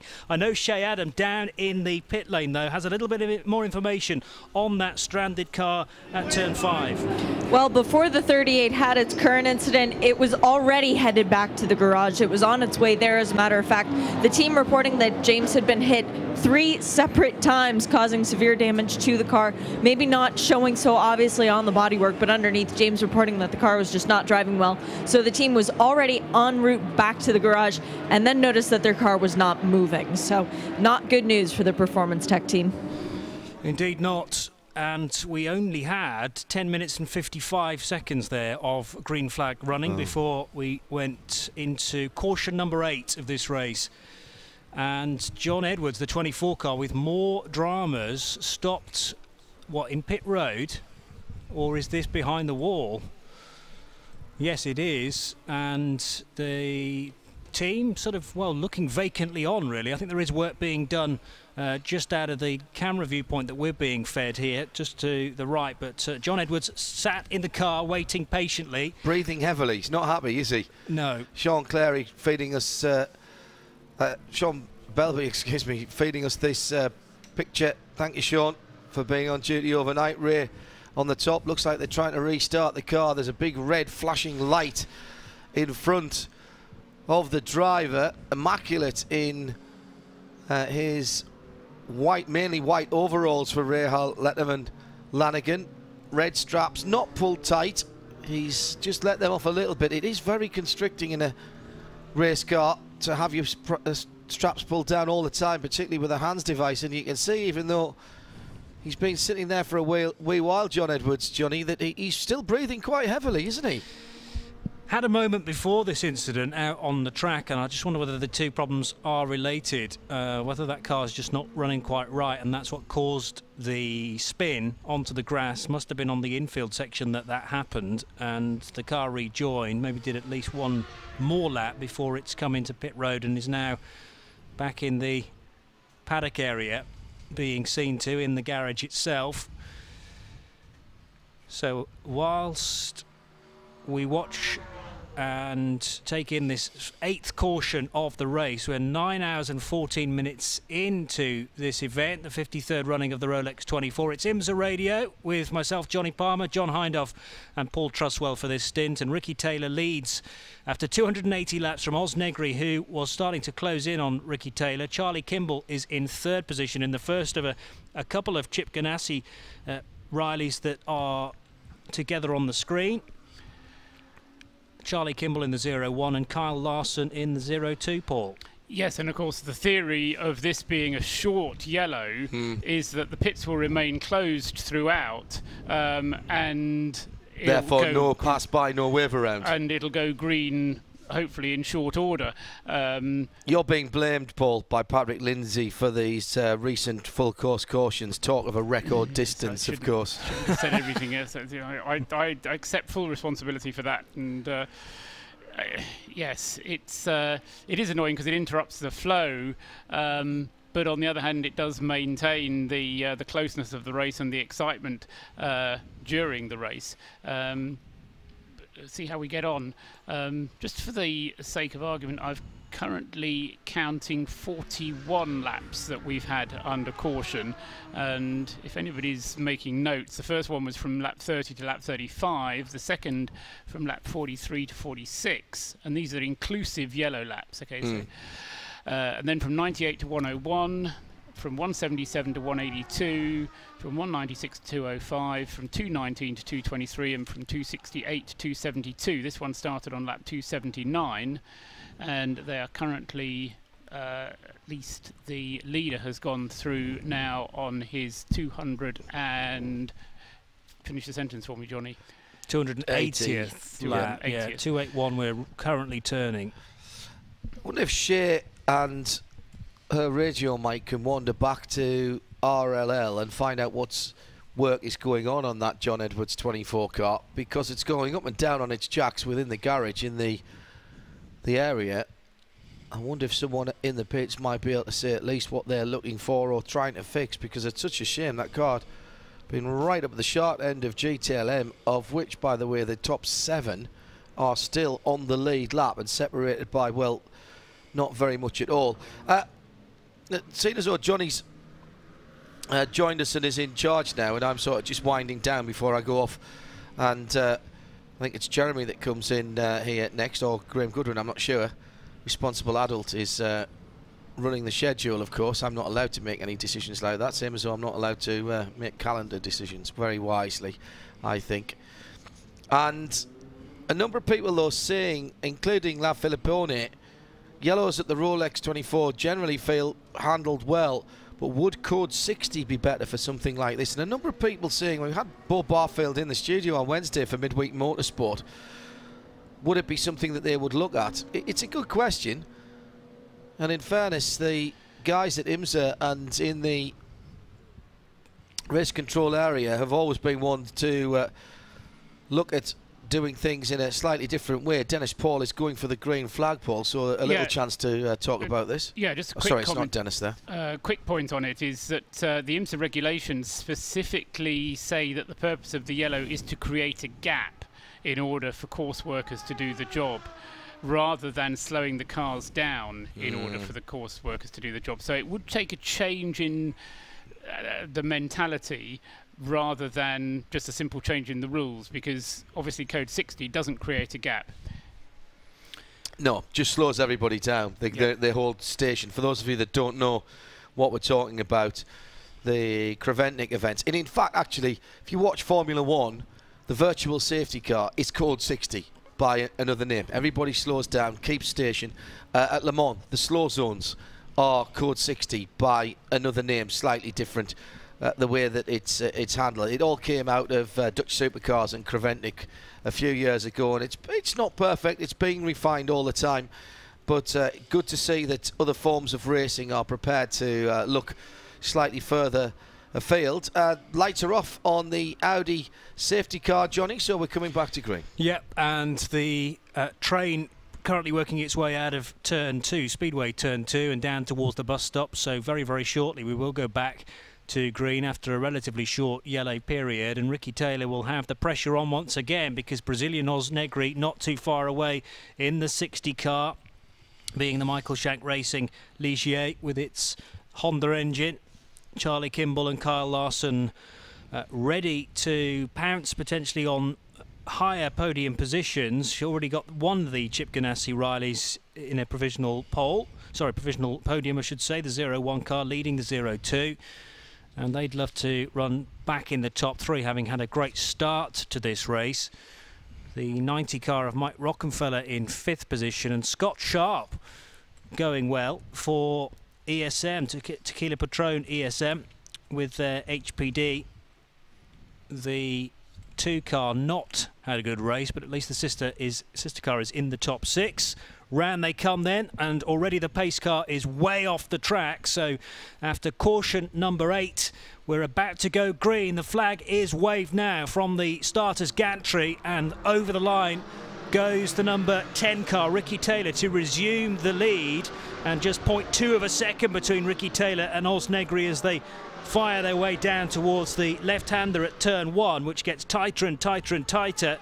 And the two Corvettes absolutely side by side there. Antonio Garcia and Tommy Milne then trying to sort themselves out into some kind of order as the Porsche's looking to pounce too. That's the 912 of Jörg Bergmeister right on the bootlid of Tommy Milne. It's Patrick Pilet in the 911 car that leads that class then from Pierre Caffer, Wolf Hensler and then Garcia the Spaniard. Still the Corvettes side by side. They'll need to sort themselves out as they get to the left-hand kink, and the one on the right-hand side right underneath Pierre Caffer there.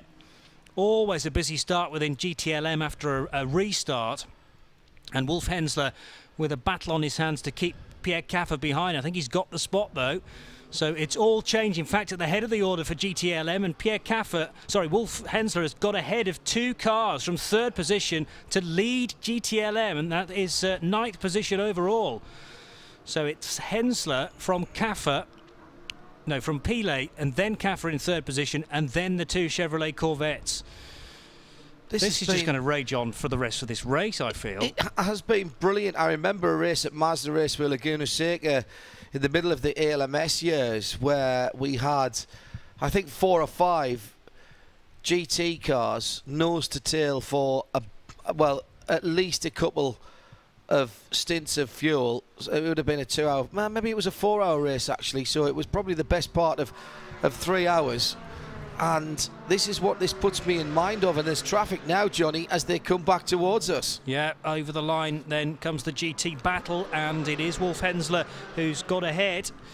Is that the first time in second place. Is that the first time the 17 has led the GTLM class? Oh, Caffer's gone wide at turn 1, but he's lucky not to lose a position there. I think it might be, John, the Falcon Tires entered Porsche. Falcon Tires entered, sponsored and supplied.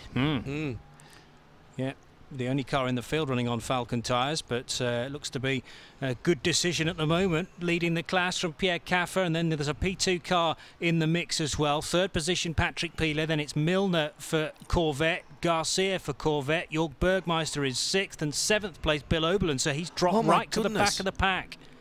That is the top 7 altogether. Altogether on the same lap, 278. They are working their way out of turn 5 now. Right at the start of the race, all of a sudden, the Corvettes are at it again as well. They just have never worked together, Johnny, and I'm really shocked at that. It's almost as if they're entirely separate entities, and you would think they would just be, like you say, working with each other. Oh, they're quick though, aren't they? And, well, yes, it's Patrick Pilet trying to gap those two behind, but he can't do it at the moment. And Tommy Milne late on the brakes for the bus stop, clobbered the curb on the exit of the bus stop though, up to Speedway turn 3. And Milne is closing. I don't think he's going to get him this lap, but could be an interesting run into turn 1 if this slipstream effect works, because that Corvette is being sucked along nicely, courtesy of the hole in the air punched by that 911. And they work their way through the tri-oval then to head over the line. And Tommy Milne getting a good run on the Porsche side by side and around the outside. This is going to be tough. There's a P2 car there as well, and Milner's just about going to do it. The 4 car is through.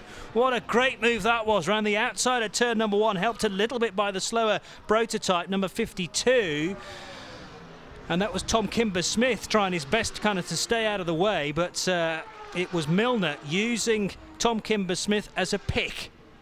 Is that the right phrase? Yeah, it is. Very good. See, I'm catching on slowly but very surely. Good. So it's Pilet now at the meat in that Corvette sandwich, and Garcia wants a bit of it as well. I think we asked Shea to see if she could find out anything about BMW a little while ago. The 24 car went behind the wall. Shea, what did you find out for us? Team, it turns out that John Edwards was actually hit from behind on the last restart. He then made contact with something else in the front, mangled the front of the car, and they brought it back to the garage to try and fix it. The front bumper came off immediately, but the guys got to work on the front of the car, which was the big issue. Just as I thought they were maybe getting settled to go back out, they actually have been taking more body panels off, and I think there are more parts of the BMW on the garage floor than there are on the car currently. It's not a good situation. And you absolutely read it correctly with John Edwards' body language. He was not happy because he was a victim of this, and it has caused their car to drop down well below the point of contention, currently a number 8 showing up on the side door of the BMW. And if he can see a screen, he'll be really annoyed to be missing out on the battle. And another place change there, Johnny. Yeah, that was Garcia slipping by Patrick Pilet as well. Again, out-muscling, out-positioning the Porsche into the bus stop. And that's both Corvettes now past Patrick Pilet. And, well, it was Pilet that led at the end of that previous caution. So all of a sudden, Pilet, who was leading behind the pace car, is down to 5th place now. Wolf Hensler leads, Pierre Caffer second, and then Tommy Milner and Antonio Garcia are 3rd and 4th. Amazing. How quickly things can change, hey? Well, they are so close together, Johnny. You lose one place, you're going to lose 2 or 3, and that's the difficulty if you are trying to attack and defend. And in 2nd place at the moment, Pierre Caffer has that issue. He's trying to get around the Wolf ahead of him. It's the Wolf, but right behind him, Tommy Milner is going, go on, son, have a go, mess your line up. I'll give you a go, certainly I will. And yeah, it is like a 25-minute sprint at Alton Park or somewhere like that. It is quite remarkable to see these guys doing this. What are we, 9.5 hours into the race? This is what great GT racing has been like over here in the States for so long, and I've got to say, I've missed this. I've missed sitting watching this from close quarters. Certainly signs are good for 2015 if this is what we're being served up in the opening round of the TUDOR United SportsCar Championship. Roll on Sebring in the 2nd weekend of March. Here comes Pierre Caffer, cracking run on Wolf Hensler. He tried it at the start of the lap, didn't quite work out, but here comes the Italian car then round the outside of the German machine. It's going to be tight through the tri-oval, and there is absolutely nothing between them as they head off the banking and into turn 1, and also trying to make a move with Tommy Milner. So as Pierre Caffer was looking to attack, he needed to defend at the same time, and Milner and Garcia right with the little Ferrari now as they head out of turn 1 and into the braking area for the International Horseshoe. So Wolf Hensler and Pierre Caffer nose to tail. In fact, it was Caffer that got the judgment at the end of that previous lap. So he led across the line. Yeah, he did. By 0.02 of a second. And that's a perfect example of what we were talking about, Johnny. There's Caffer trying to attack. He's flashing his lights now. That's going to make Wolf Hensler. Oh, of course, yes. Sorry, oh, Pierre. Sorry, I'm holding you up. I'm holding you up. He tried to attack, went round the outside. Both guys slowing each other down. And Milner came from nowhere with a ridiculously late press of the middle pedal, and he's right up with them again. Interesting, the big front-engine American cars are not as quick round the oval. It's the European machinery, and Caffer has another look at the leader, this time going into the bus stop. Yeah, should have him this time because the overlap was well before the turning point for the bus stop, and indeed Pierre Caffer gets ahead, and here comes Tommy Milner again trying to take advantage of the Falcon Tires Porsche, which is on the back foot. Remember, we saw both of the Corvettes at the previous, or the one before the previous full course caution, getting what we thought was brakes. Tommy is definitely better on the brakes than the 2 cars ahead of him. He's either got none, he's not using them, or he's got something that he's far more confident with.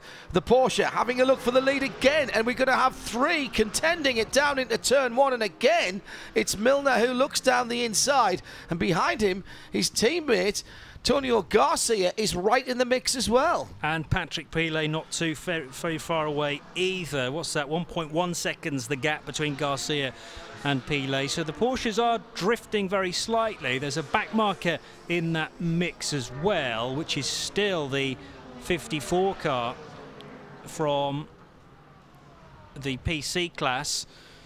So you got 4 GTLM cars, then the prototype, and then the 2 works Porsches, which is 911 ahead of 912. Patrick Pilet and Jörg Bergmeister, those cars funnel their way out of turn 4 and into the left-hander, which brings them back onto the banking. We haven't forgotten about the ultimate race leader, by the way. It's still Ricky Taylor that leads by 1.4 seconds from Oz Negri and Kyle Larson.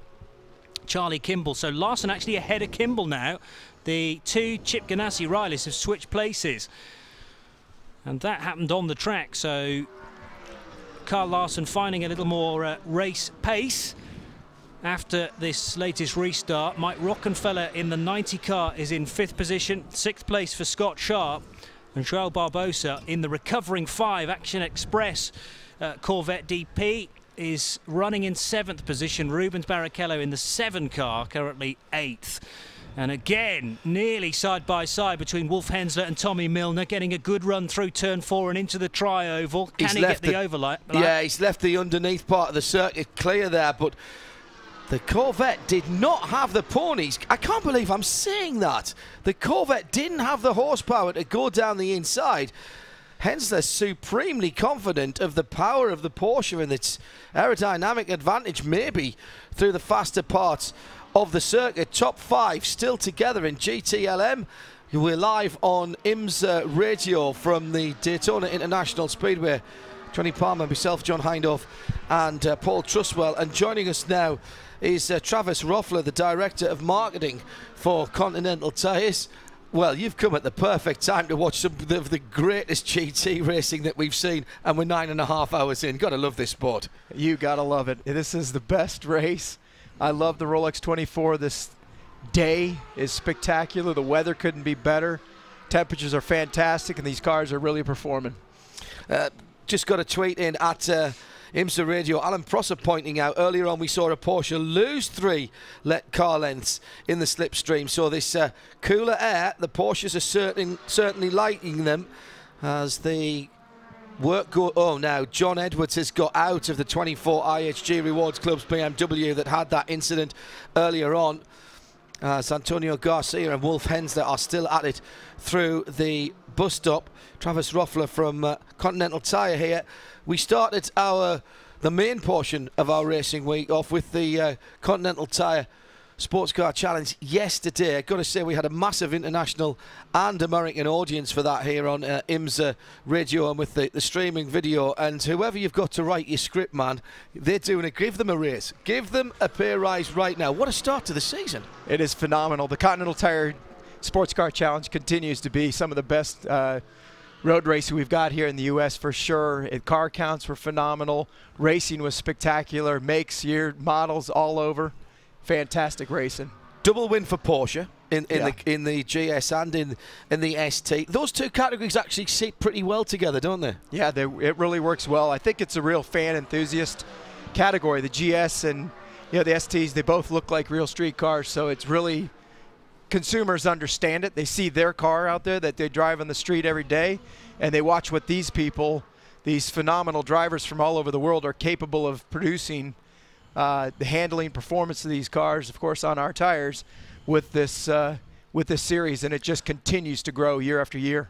And what we're seeing is a ladder series, effectively a training ground for what we're watching now, the GTLM cars out in the big show, in the TUDOR United SportsCar Championship. The teams, the drivers, the engineers, a lot of them will aspire to this, and you know that. That's what you're hoping to do, push them forward. Yeah, that's all you want to do. Really, the Continental Tire Sports Car Challenge is a ladder system for this for the TUDOR Sports Car Series, and that's really what we want.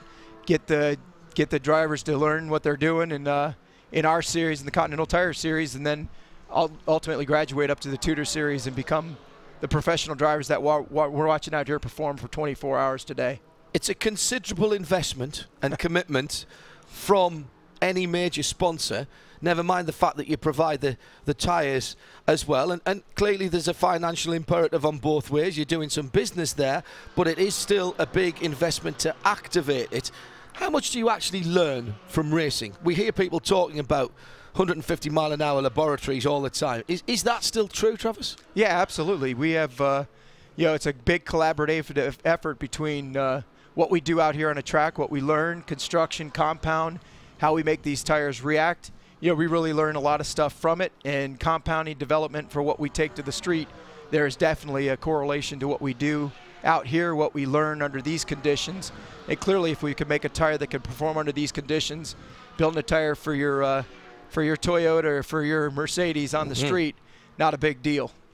Just keeping an eye on this battle as it continues, and back to the leader, Ricky Taylor and Osvaldo Negri Jr. Just 2.6 seconds between the 10 and the 60. Chris Jones has just tweeted in at IMSA Radio. He says, question for Travis, when or if or when, should I say, it's late, are you going to build a GTLM tyre and get in on this fun that we've been watching? Is that something you guys are interested in? Yeah, we're looking at it. It's right now we've got our hands full trying to handle both of these series for both Tudor and the Continental Tire Sports Car Challenge. You know, the push is that develop an LM tire requires a global platform, global development, and we're working on our colleagues over in Europe, and we're trying to get them on board to come on board and have us support the development of a tire for a global platform. That's very cool. We're working on it. But you guys have done so much work. You had the prototype challenge cars that you've had to look after in the last couple of years and take over that and build a tyre now specifically for that. And also the prototype cars. You've come a long way in 12 months to get the guys in the P2 style cars and the DP cars. And part of that balancing of performance was down to what you guys were doing as well. Yeah, absolutely. You know, you're really taking two cars. Now, now you throw the Leger in there with Michael Shank out there with the 17 version of the car. Now you got 3 different cars out there, all really driving their performance and their handling capabilities from different areas, the way they handle it between horsepower and downforce and everything. And we got to make a tire that survives and can last in all those conditions with these 3 different type of chassis. So it definitely has we're definitely challenged to make sure it performs properly week in and week out at all these diverse tracks. You have Daytona, you got road racing circuits like Laguna, all with different characteristics for these tires. And we've had I don't know, about what, 45, 50 degree Fahrenheit temperature change since the start of the race, and the guys that we're watching at the moment, and this is getting really racy at the head of the field as Ricky Taylor allows the Wheel and Action Express 31 car to go through and take a lap back. That was not a pass for the lead. This is extreme because you've got the high banks and you've got this big swing in temperature. I mean, how the heck do you even start thinking about where your compounds and constructions are coming from? Yeah, you're going to see, as the night progresses, track temperatures are dropping, the ambient temperature's dropping. So, what you're going to see is teams, this is where it gets into kind of the strategy. Teams will start to try and double stint, even triple stint tires through the night. Triple stinting, even at this stage. Yeah, as track temperatures drop, the wear goes up, and ultimately teams can keep the tires on for longer, and they're going to be able to last through 2 and 3 fuel stints, keep the tires on there and go through the night. And then we'll see as the action starts, when you really hit about 9 or 10 o'clock tomorrow morning, the strategy is going to play out for what they did throughout the evening. Now it's in... now is basically through the night survival mode. Don't let the exhaustion kick in and get within 4 or 5 hours of the finish, and then it's gonna be really game on.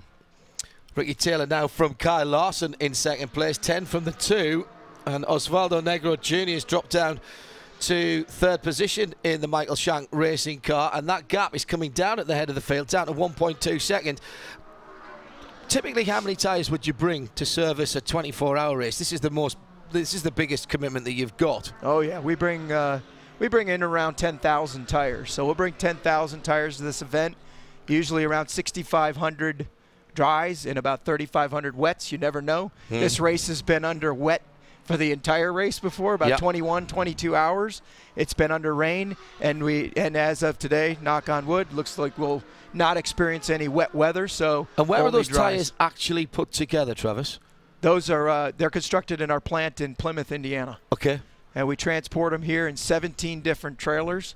We bring 17 trailers down here, and almost 100 men will process through the night over in our garages. You can see right there in the infield, we'll be processing around 200 tires an hour throughout the night. So a constant progression through the night as the cars are evolving. These teams don't have enough wheels to last through the entire race, so they're allocated 30. I think it's 36 sets with double stinting, triple stinting. If they're able to do that through the night, usually they'll use up about somewhere around 30 sets. So how many guys have you got fitting tires to rims here then? Because you don't let the teams do that. You're doing that on behalf of your customers. Yeah, it's just doing that on behalf of your customers. Yeah, it's just shy of 100 people. Wow. In the garage over there. If you go over there right now, it looks like it looks like a very busy Tire Kingdom out there right now, mounting a bunch of tires. So we're excited to have them in there, and they do a great job for us. We're in the heart of North American sports car racing, Daytona, here starting off the season. You talked about the global nature of what you do. I drive past a huge Continental Tire plant every time I go down to the Nürburgring. You guys are a global company, and you are represented particularly in Europe, certainly. Yeah, absolutely. We're the fourth. I think my Audi got Continental as first fit on them, if I'm thinking right. Yeah, we're big, obviously, with the German manufacturers, huge with the whole Volkswagen group of Audi and BMW. All the European makes, Mercedes, all of them were very large customers of ours, and we fit a lot of their vehicles with our tires. So, yeah, we're a big global player. We're one of the largest automotive companies in the world. We not only produce tires, but we produce a lot of automotive system components. The car that parallel parks itself, lane departure warning systems, speed-sensitive cruise control, all of those electronics that we have on board cars these days, that's all produced by Continental. Let's look at the battle for the lead. Look at that. 8 Continental Tires working there. There you go. Working slightly better for Kyle Larson. He goes round the outside. And here we have a brand new leader. Ricky Taylor has to give best. He could not hold back Kyle Larson as he goes back into the lead. Travis, thanks very much for coming to join us. Please feel free to stand and watch some of this. Johnny Palmer will bring us up to date with what's been going on here on IMSA Radio. Thanks, man. Thank you. Just phenomenal when you think that Kyle Larson was in 4th position when we went green last time around, but he's slowly but surely chipped away at the 3 cars ahead of him and now leads the way. What does Ricky Taylor have in reserve, I wonder? They come out of the 4th corner on the speedway and up towards the tri-oval. Also, we need to keep our eyes peeled as to what's happening in GTD, because the rapid Kiwi Shane van Gisbergen's been really working very hard in his car, and he talks now to Shea Adam. Shea. Shane, the last time I got to speak to you, we were on the other side of the planet and you were leading the 12 Hours of Bathurst. Now you just got out of the car, handed over to Andrew Davis from P1 in the GTD class. What is it about you in leading races? That was a pretty cool experience, and actually got to lead the whole field to the flag then, so pretty cool. The car's really good. The Viper's in another league, but we're competitive to the others. But it's really enjoyable at the night. Everyone's racing well, and yeah, it's really awesome. Good to be here. How's the car been handling through the night? How's the car been handling through the night? Better than in the day? Yeah, definitely better. As it's cooled off, which is what we planned and hoped for, it's working for us. So tomorrow's meant to be cool, so hopefully that helps as well. When are you next back in the car? What's that? When are you next back in the car? There's another 3 guys before me, so go and get a sleep now, something to eat, and then come back in the morning. Excellent job, well done. Shane van Gisbergen, fresh from the number 22, Alex Job Racing, WeatherTech sponsored Porsche 911. So that car, number 22, has fed back into the GTD order in 8th position in class, 25th overall. Andrew Davis, as Shane mentioned, now piloting that car. It's a class led by number 81, Mike Skeen, in the Tully's Coffee Porsche. That's the GB Autosport machine, with Damien Faulkner, Kuba Gamasiak, Mike Skeen, Rory Butcher and Michael Evanati. And it is Skeen at the wheel. Jeroen Blekemolen in 2nd position in that class, number 33. And 3rd place in GTD is Dion von Moltke, who's been at the wheel of the 48 for a little while now. As I say that, Jeroen Blekemolen takes the race lead, though, for GTD. So they complete lap 282, and there is a lead change at the head of the order for GTD. But likewise for the overall standings, because, Paul Truswell, we've got Ricky Taylor back out in front again. Very close indeed, though, and I think Ricky Taylor and Kyle Larson will be trading views. I've had to dash off, and my thanks go to Dave Pease over in the timekeeper's box for helping sort the system, because I think we're just about back onto the system that I started off with, which suddenly ground to a halt, which is why I went quiet a little while ago. But I think we're just about rebuilding. Part of the trick of doing this job is to be able to rebuild things after it all goes horribly wrong again. But meanwhile, the battle for the lead is well and truly on, because there's Oz Negri, who I was going to say is going to be closing in on the 2 cars in front of him, but seemingly at the moment that last lap was a bit slower from the number 60 car, not being able to close in quite as much. The Michael Shank Racing car unable to close in on that last lap, but Ricky Taylor and Kyle Larson having a humdinger of a battle at the moment out there on the circuit.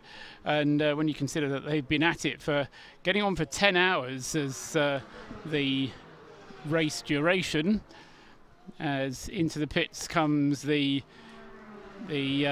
highway to help number 50 car, and just coming in behind him. In fact, there's a little train of cars coming in at the moment, and it is the number 60, isn't it, coming in just behind that number 50 car. So into the pits comes Oz Negri, and this looks like it's going to be a driver change. Oz kind of lies on his back on the side pod of the car, and then it's a very good way of doing it, because he then lies on the side pod and then rolls off, and then the new driver getting in does pretty much the same thing. This is the car that was closing in, and now as a result of that pit stop is going to fall away again, although they should get going again without losing their place on the lead lap. Also in the pit lane is the visitflorida.com Corvette DP, Johnny, the number 90 car, which is Mike Rockenfeller, and that car doesn't want to start,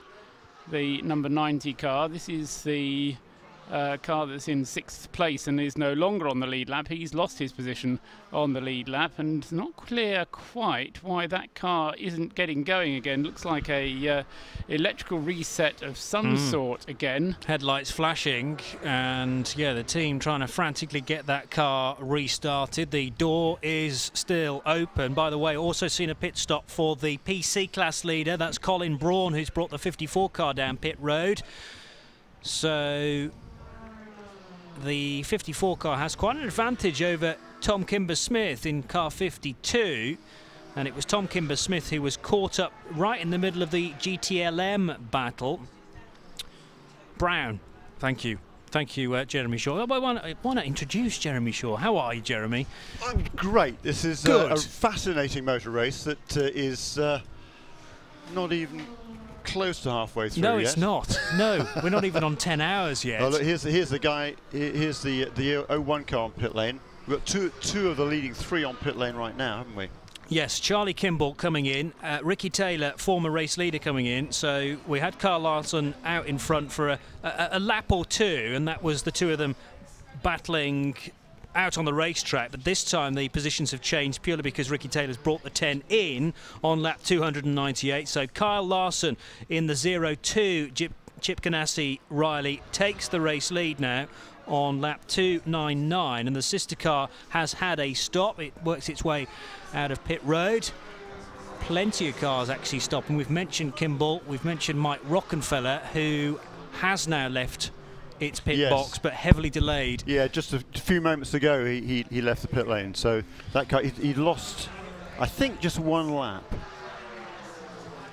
Okay. Yeah, the pit stop for Mike Rockenfeller turning into what was it in the end? 2 3/4 minutes, very nearly. So yeah, 2 minutes and 40 seconds for the number 90 car on that pit stop, and that's about a minute longer than it ought to have been. And here is our race leader, Kyle Larson.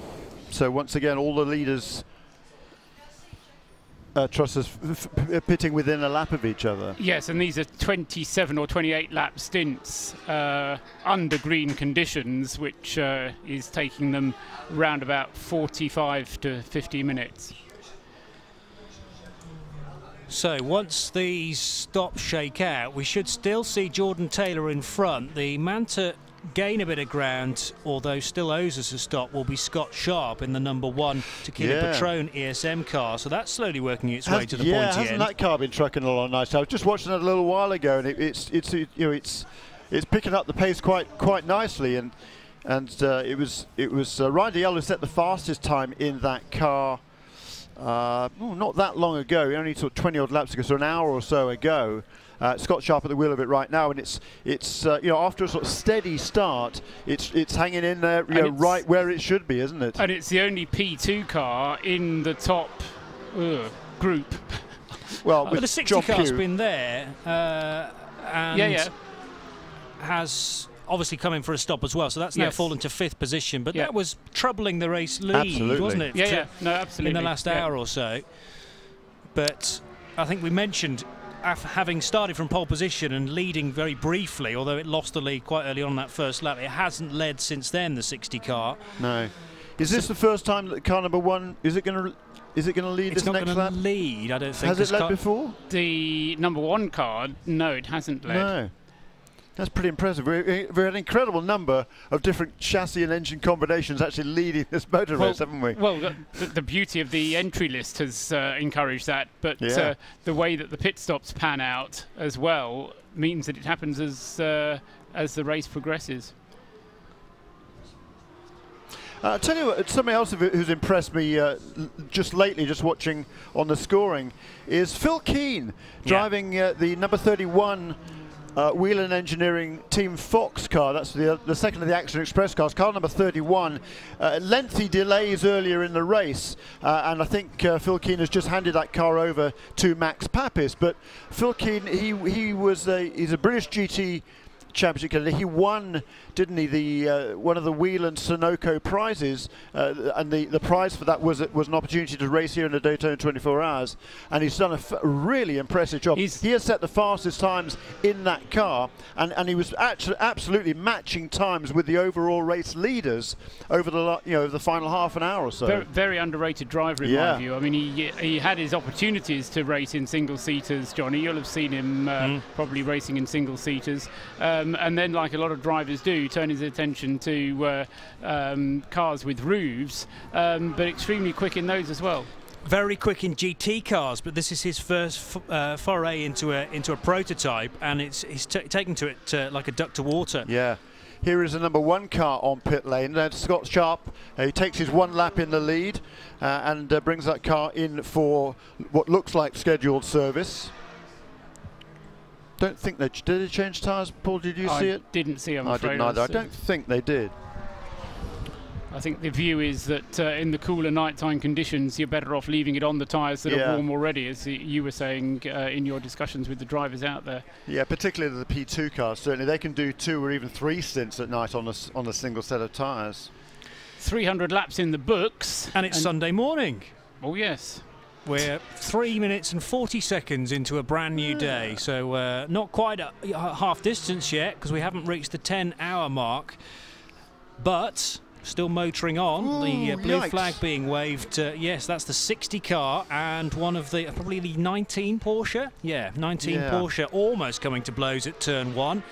So that was John Pugh going around the outside of one of the GTD Porsches, and it's one further down the order that thankfully avoided contact with the great paint job on that Ligier with the Honda engine. Yeah, they've done well to get that number 19 car back out again. It's a long way down, but they had a massive transmission explosion basically on the car fairly early on in the going. I remember those flames coming out the back of it. Was there really? Yeah, Jim McCallion was driving it at the time, and he brought it in, and there was the bits of crown wheel and pinion and all sorts of nasty things shouldn't have been where they were on the floor of the garage. I remember me and Graham Goodwin just discussing whether it was actually an oil fire possibly just pouring off the back of the car, but it was a strange old sight. Effectively it was, but it's how the oil got there is through the side of the transmission casing. Michael Lear, the youngster local driver who's driving that car at the moment, he'd raced yesterday in the Continental Tire SportsCar Challenge event in a Ford Mustang. That was his debut in that series, and now making his debut in the TUDOR United SportsCar Championship as well, in that one of those Mueller Motorsport Porsches. Interestingly, for me actually, the fastest lap, there's 2 Mueller cars, numbers 80 and number 19. The fastest lap in both of the cars during the race has been set by Conor De Filippi, which might be some sort of a record, I don't know. Well, it shows the virtue of having a quick driver in both cars. Yes, exactly right. I think it's called hedging his bets or something, isn't it? Yeah, and the 18 car was delayed, lengthily earlier on, but Conrad's got that car now up in, what is it, about 10th or 11th in the class now, number 18 car, and he was turning some good laps just a little while ago, right? Again, pretty much on the pace of the other leaders in the GTD category. Flurry of pit stops for GTLM, Paul. Yes, I was about to say, for the number 4, Tommy Milner in the Corvette number 4 going in and out of the pits, and we've also got the Aston Martin in the pits. He's on his way again. I mean, the good thing about doing fueling and tyres at the same time is that everything seems to happen very quickly as well. Yeah. And the refueling itself happens quickly. Sorry, Paul. Go on. Okay. We also have news from the pit lane because Joe Bradley is down with the guys who currently run 3rd in GTD. Joe.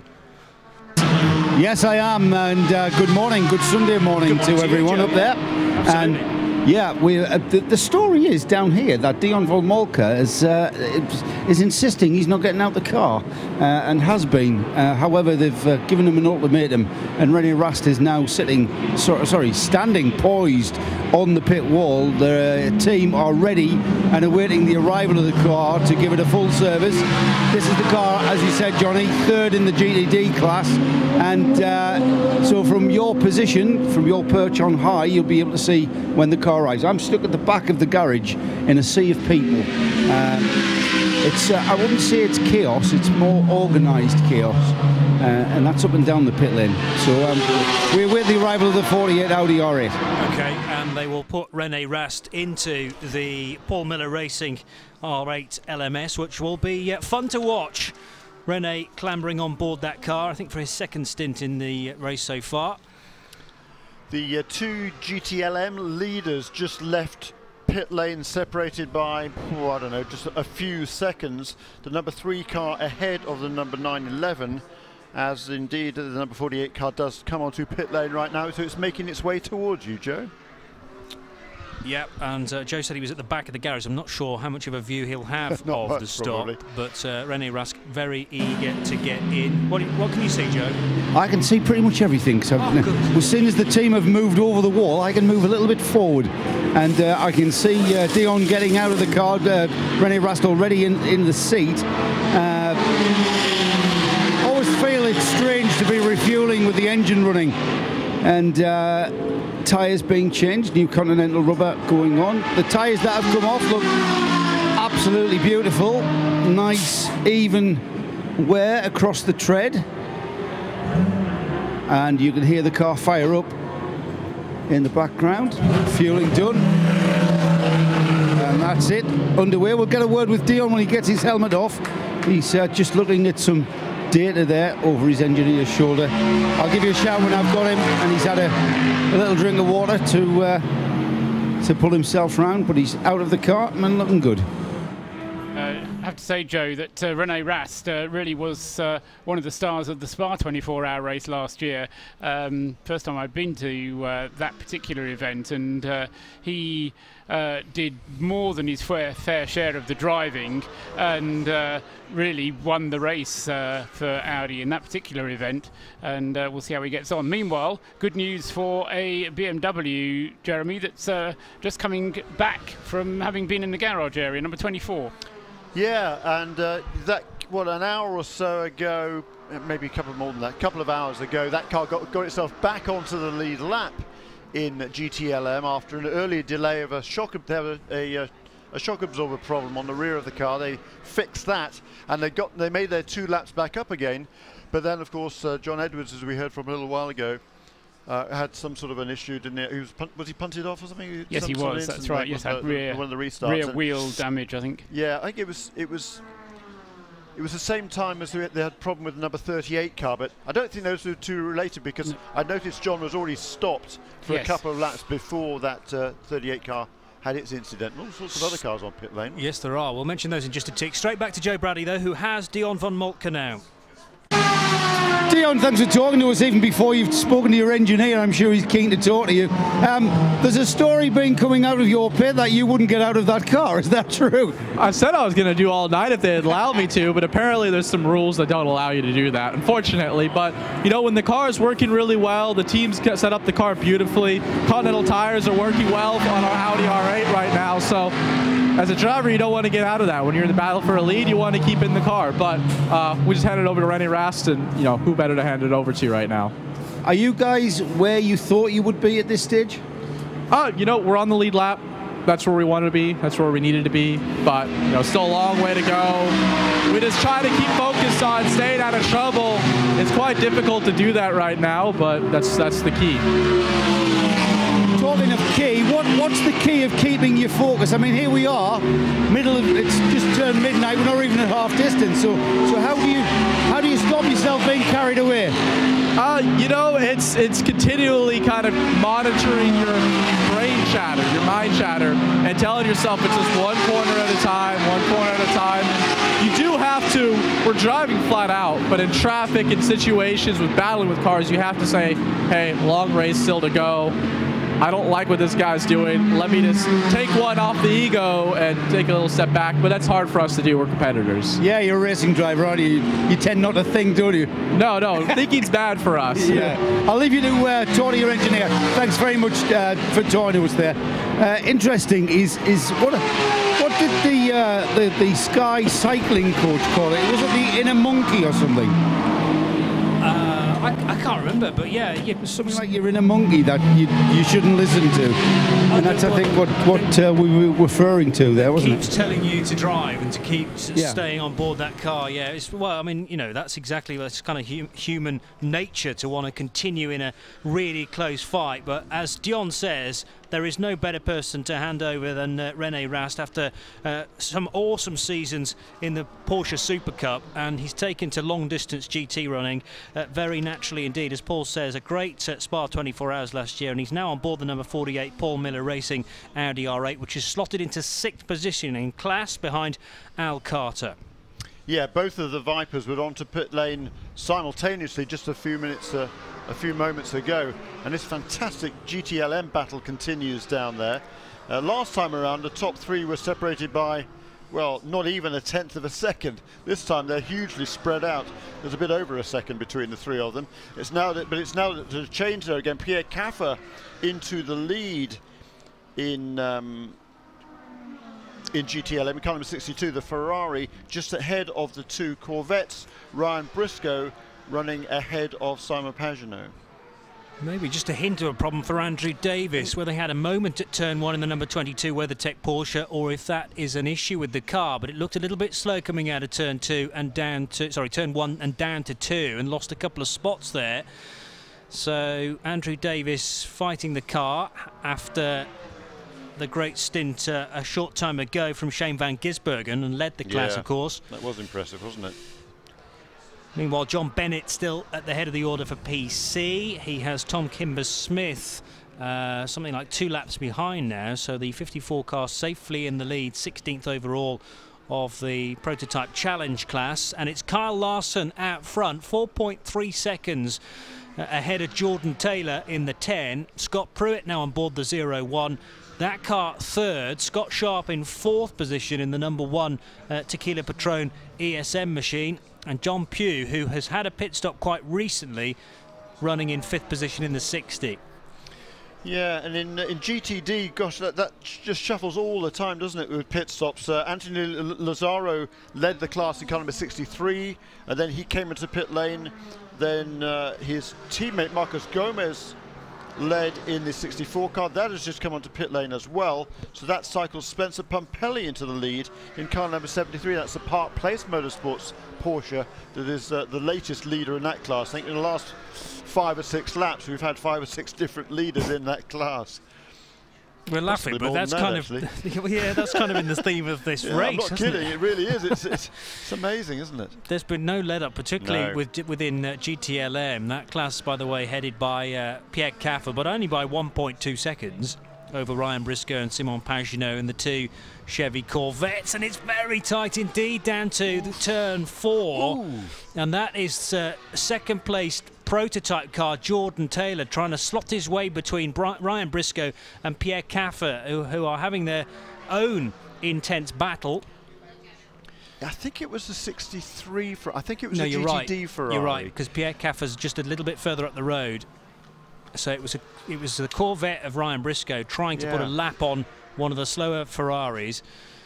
But it was 3 abreast there, heading out of the left-hand kink and into the second of the right-hand horseshoes. And it was awfully fraught, wasn't it? And, you know, this Pierre Caffer, this Risi Competizione Ferrari, it seems to have been up and down the leader chart in GTLM like a yo-yo, but it's up at the front again now. And it's Pierre Caffer leading that class by a second or so over Ryan Briscoe and Simon Pagenaud in the second of the Corvettes in third best. Mark Lieb is about another 6.5 seconds farther back in the first of the Porsches, car number 911, which is Porsche's 4th, 5th and 6th. Mark Lieb in the 911. And then Wolf Henschel in number 17 Porsche 911, and Earl Bamber in the number 912 Porsche 911. Yikes. And still Bruno Sprengler. Is he still on a lead lap in the number 25 BMW? I believe he is. I think he's on the tail end of the lead lap. Yes, we did have 7 cars on the lead lap, don't we, only about, what, 15 or so minutes ago. So I would imagine Earl Bamber's gone through on lap 3:01. And Spengler, there we go. They're all on 3:02 right now, in fact. So it's Caffer that leads, 2.8 seconds the gap back to Ryan Briscoe. And then, what is that, 1.3 seconds further back to Simon Pagenaud. Mark Lieb on board the 911 car in 4th position. I noticed Max Papis has got ahead of the 07 Mazda car. So Papis, clearly the 31 car, the Action Express machine, is on the back foot after a terrible start to the race, but it's trying to get itself back within the top 20 in the overall standings, having got by the 07 Mazda. And by the way, via the website mazdalive.com, you can see what it's like to drive one of these Speed Source Mazda Skyactiv prototypes, because there are onboard cameras on both the 70 and the 07. For the whole of the race, you can watch those live feeds from the cars, mazdalive.com, and you don't have to break away from our commentary either, because together with the visuals, you've got IMSA radio commentary to accompany them. Number 98 Aston Martin being sent back to its garages, didn't even go to its pit tent in front of the pit wall, went straight underneath the Rolex arch in order to drive back to the garage. In fact, I'm not quite sure that Darren knows the way, because he's headed off and he's kind of going along the service road now. He's very nearly left the paddock altogether and gone into the service road. He's going to have to show his pass next time he gets in, I think. So Darren Turner looking for a way back into the garage, but I think he's gone a little bit too far, and he's going, well, maybe he's going out to Marion's actually, because that's where he's headed at the moment. In the number 98 Aston Martin, that car having fallen well behind due to various problems that car has had. Yeah, it's a clutch problem, wasn't it? Yeah, and is last, but he's last of the remaining runners in the GTLM class. Saw Darren Turner only, I don't know, an hour or so ago, maybe a bit more than that now, and he hadn't even driven the car yet. Well, so, he should have at least learned his way back to the garage, because we'll see whether or not he shows up when he gets there. 2 Corvette DPs very close to one another heading into the bus stop, and that's Mike Rockenfeller wanting to unlap himself on Jordan Taylor. So actually not a fight for position as such. Rocky a lap behind Jordan Taylor, who's running in 2nd position in the 10, but the 90 looks a little bit quicker at the moment. So the visitflorida.com racing Corvette DP trying to edge by, and will Jordan Taylor actually let that blue machine past? Let's have a look into the tri-oval, waiting for them to appear. I think they may have already been through actually. Or no, is this them coming around here? They were running very, very close together heading through the bus stop. They're already through turn 2, so behind myself. Yeah. New fastest lap of the race overall from the 02. It was the 02 car that was going fastest last time Jeremy was up here, and then since Jeremy went away, it was all sorts of other cars took over at setting fastest laps. But now you're back. You've cast your spell. Kyle Larson doing the same kind of lap times that Scott Dixon was doing earlier on. A 1:39.973, shaves 100th of a second off the time from Allmendinger earlier on. Yeah, very impressive that Kyle Larson has been in this car, a NASCAR stock car driver, obviously, primarily, but showing over the last year or so that he's a pretty mean driver of a prototype car as well. The car to watch at the moment might be, though, John Pugh. He's in 5th place in the number 60 Michael Shank Racing Ligier Honda, but he's in danger of going a lap down. He was about almost a minute and a half back a couple of laps ago, and that's getting within pretty dangerous territory of losing that lap to the race leader. Yes, I mean, that's the virtue of having 3 or 4 top quality drivers as opposed to 2 top quality supported by 2 gentleman drivers, although in a sense it's the spirit of the race to have a mixed driver lineup. And I mean, the performance of the of that car without a platinum driver amongst the 4 of them is really quite astonishing, Jeremy, the way they've done, considering the the mix of drivers they've got. Yeah, very impressive. Is AJ's not a platinum driver? No, AJ's a gold. Gosh. Oz Negri is a silver, which I also found surprising. And John Pugh and Matt McMurray are both silvers as well. Yeah.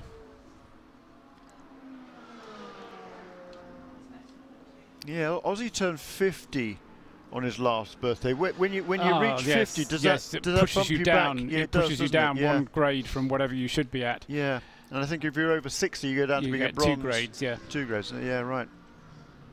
But no, they've done a great job, and there's a good lap there from Jordan Taylor, his fastest lap of the race. In car number 10, the 2nd place car overall, a 1:40.001. Can't get much closer to getting below that 1:40 range, that 102nd lap around here. But the gap back from him to the race leader is now 6.2 seconds. And then it's another more than half a minute back to Scott Pruitt in 3rd place. So they really are stretching out, really for the first time in a race, I'd suggest. First time we've seen the 3 leading cars this far apart. But the bizarre thing, I mean, I agree, and you're absolutely right, but until you can actually put a lap on the competition, it's really just playing a waiting game. And the way they are at the moment, they're pretty much all on the same pit lane schedule as well. Yes. So you don't even get a little bit of extra fuel consumption can help you along, because again, you get the safety car, everybody will come into the pits, they fill the tank to the top, and any benefit that you might have gained from saving fuel is taken away from you again. There's the 2 Corvettes running in tandem once again.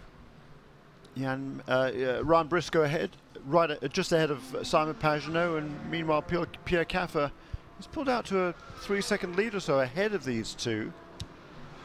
Although was reeled in by the 2 Chevys last time around. Great lap that from Jordan Taylor, a 1:39.954 in the 10 car, and he's trying his hardest to close in on Kyle Larson in the Chip Ganassi sandwich, if you like, with the 02 running first, the 01 running in 3rd, and Jordan Taylor for Wayne Taylor Racing continuing to march on apace. The Corvettes then work their way up onto Speedway Turn 1, and it's going to have to be 3 abreast there as they work their way through Turn 1, with one of the prototype challenge cars down close to the apron. It cost Simon Pagenaud quite a bit of time there. Yeah. Ryan Briscoe able to get through that traffic a little bit better than Simon. The other car involved, I think right in the middle, was the 73 Porsche from the GTD class. So the class still headed by Jeroen Blekemolen in the Viper, from René Rast in the Audi, so we knew he'd be quick. Setting much better times than Blake Merlin, in fact. So René Rast is closing in. He's got something like 8.5 seconds to try and find on Blake Merlin. But if he continues at that sort of speed, took 2 seconds out of him last time around. The GTD battle set to liven up in the next 10 minutes or so, as the Corvettes work their way out of the left-hand kink at the tri-oval and into turn number 1. It's still Ryan Briscoe heading Frenchman Simon Pagenaud, and they are trying to close in on Pierre Caffer, but at the moment the Ferrari has the measure of the 2 American muscle cars behind. Kyle Larson in turn, about to lap this leading trio within GTLM. Scott Sharp in the number 1 car, fresh from his pit stop, heads over the line. He's got about a minute to try and close in on the top 3. Well, it's a minute and 8 seconds behind the race leader. But just 4.1 seconds now between Jordan Taylor and Kyle Larson. So again, Taylor was quick on that previous lap. He's closing in on Kyle Larson. For some reason, Larson has lost a bit of pace in the 0-2, or maybe he's just encountering a bit more traffic than Jordan Taylor. And Taylor in turn will have to work his way by that. Okay, there goes number 60 car now into turn 1. That is John Pugh, and the car directly behind him on the racetrack now is the race leader Kyle Larson. So within, let's see, 2.5 seconds or so is all John Pugh has of a margin to prevent himself from going a lap down. And that's about a lap. In terms of this pace of John Pugh compared to the pace of Kyle Larson. Yeah, last time around from John Pugh, actually, he turned a 41.8 last time around. That's a great lap, actually, for somebody who's not a professional driver. I was talking to John Pugh here at the test a couple of weeks ago, and he was telling me, I mean, he was grinning from ear to ear, having driven the car really for the first time, certainly in anger, and he's just thrilled with the balance of the car, with how it feels. It gives him what he needs. It's much more a supportive car for his requirements than was the DP car. He was quite surprised. He comes from an open wheel background. He did a lot of racing in the Star Mazda Championship, now the Pro Mazda Championship, and won the Masters category in that several times, and then moved into sports car racing. But this car, he feels, you know, it has much more of an inherent downforce created by the car itself, rather than just the wings on the car. So he just gave him a lot of confidence right away, and he felt right at home in that car. He said he's much closer to Ozzie Negri's pace in this car than he ever has been in the past. But here, though, he's going to pull over to the left-hand side of the racetrack, and there, as they come around the tri-oval now, goes Kyle Larson past John Pugh. So John Pugh, again, heads-up driving there, just kept to the left-hand side of the racetrack and allowed Kyle Larson to drive past him, and he's now going to tuck him behind him and see what he can learn.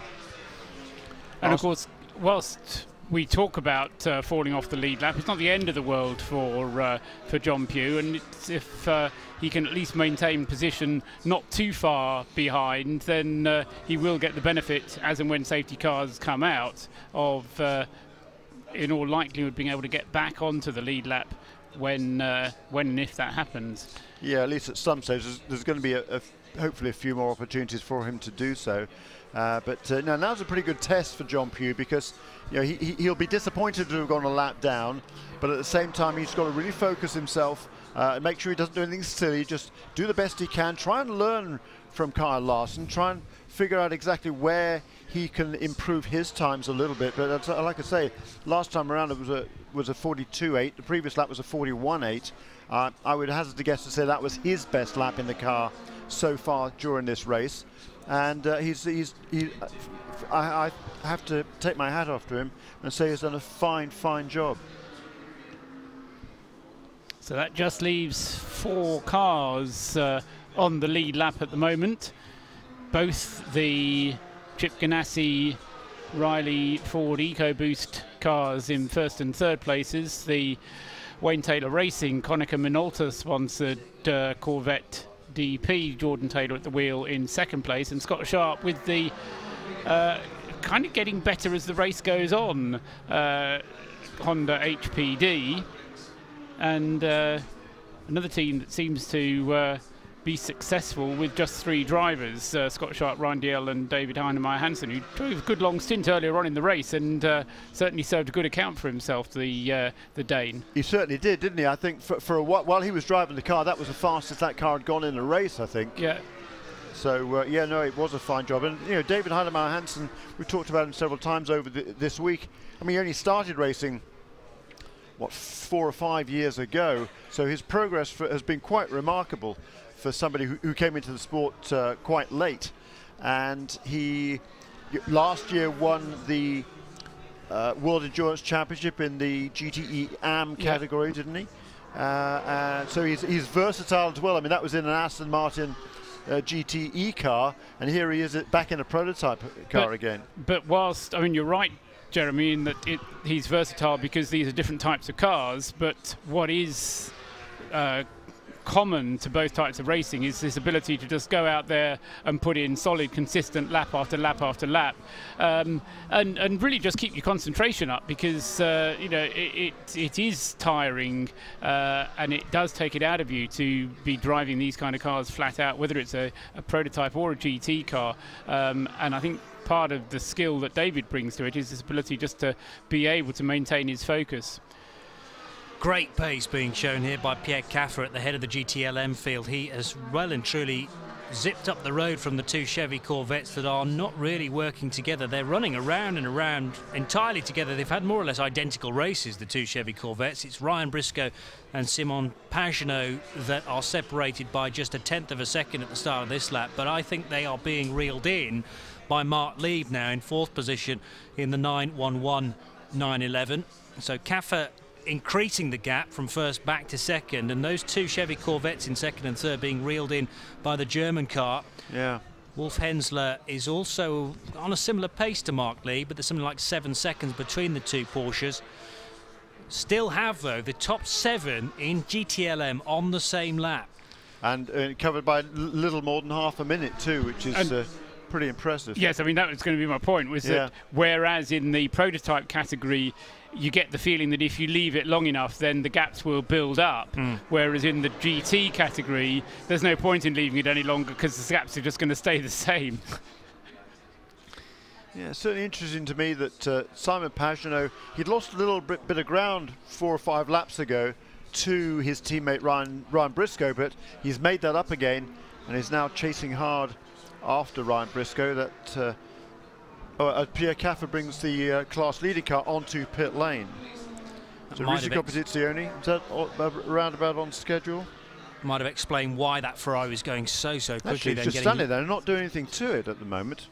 That's interesting. All is not well, or something is amiss with car number 62. Yeah, they just opened the driver's door. There's no urgency there whatsoever. Almost as if they didn't expect the car to come in on that lap. Yeah. No fuel ready, no tyres ready. Sorry, I was a bit slow there. It is a short stint, 15 laps only on the stint for the number 62 Risi Competizione Ferrari. It looks to me that they really don't know what the problem is right now. They're now finally taking the engine cover off the car. So, yeah, there was certainly some confusion down in that pit, but now they're peering around underneath the or inside the engine bay of that car. See Dave Sims, the team manager, looking over the pit wall, and he didn't look very happy at all. Joe Bradley down in the pit lane, doing a good job for us, heading in the direction of the 62 pit box, and well, some communication between the team members there as they try and sort out the problem at Risi Competizione, but that just shows, with all 7 cars at the head of the GTLM class running on the same lap, how quickly things can turn from a fabulous lead of something like 5 seconds on the, I think it's quite as large as that, as 3 seconds on the 2 Chevy Corvettes. It's fallen down to 7th position. Yeah. There's suddenly a bit of action there. They've put the engine cover back on. A white-suited mechanic has come out with a laptop and has plugged himself into the side of the car. The car lights up in the sense that all the electrics shine. That's a good sign. And as I say, yeah, the mechanic with helmet and laptop is now either downloading, uploading, or resetting. And having had a similar problem here, I know how it feels. Paul Truswell having a good look through the binoculars there to see what's going on with the 62, but a man even closer is Joe Bradley. Yes, I'm sure that I'll just let this car go by. This is the 62 Ferrari about to leave. There it goes. And I'll just go and mention to that data engineer that he's been referred to as a mechanic. I'm sure he'll appreciate that. Anyone with a laptop is not classed as a mechanic, I'm afraid. He's downloaded data. There's obviously a problem on the car. I'll see if I can talk to the team boss and see what the problemo is. It is a Ferrari, so it is a problemo. Dave,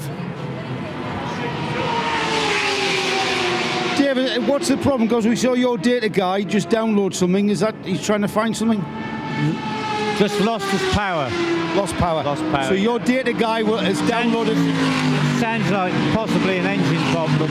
Right. Mechanical fault, doesn't it? Right. Okay. Thanks, Dave. Yeah. What we saw there was the data.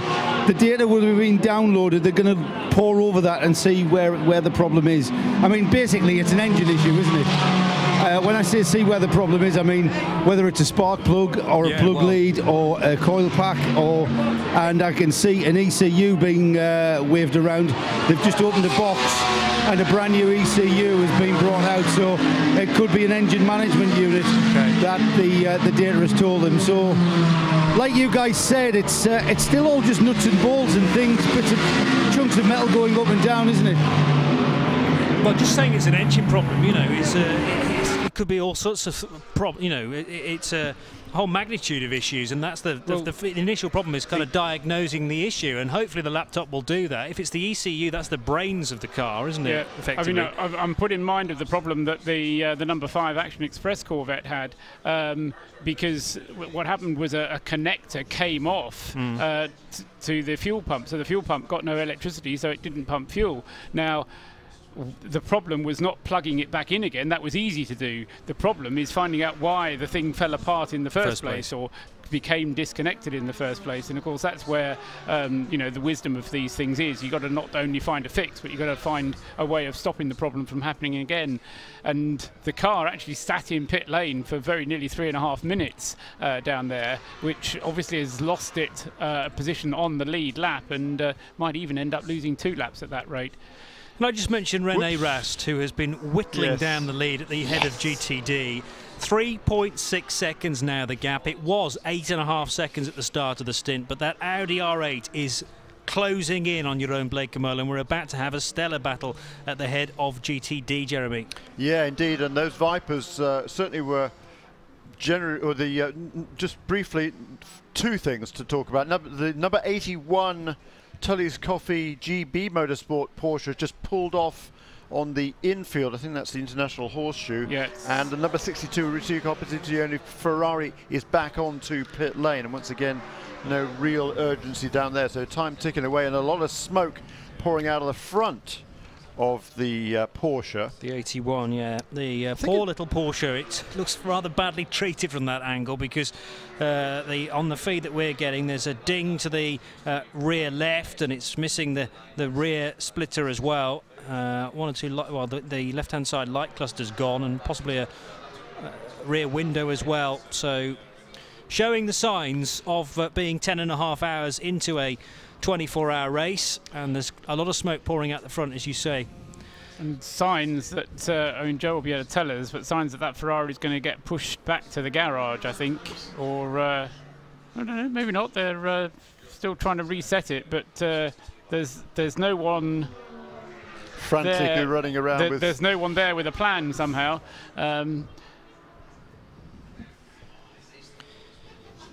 René Rast down to 2.4 seconds now on Jeroen Bleekemolen. Need to find out exactly where they are on the track in a moment or two. Joe Bradley, let's head back down to the pit lane to speak to Joe. Yeah, horrible news down here for what was the leader of the GTLM, the 62 Ferrari. The Ricci Ferrari is, I think, no more. They replaced the ECU. It didn't make any difference whatsoever, and I would say that that thing's not running on all cylinders. It's going back behind the wall. I'm sure it's not a quick repair though. That engine looked, that engine sounded as though it would not be repaired. It sounds like a big job.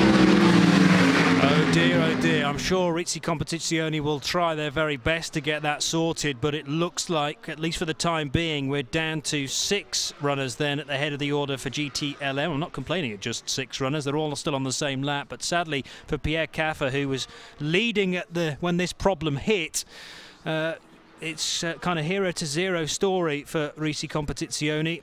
Very experienced within GT racing, so they will try their very hardest to diagnose that issue and then hopefully try and fix it. But it's a portion of this race that they will have to sit out for the time being. They put Giancarlo Fisichella in the car, I noticed, to run just that one lap with a new ECU unit.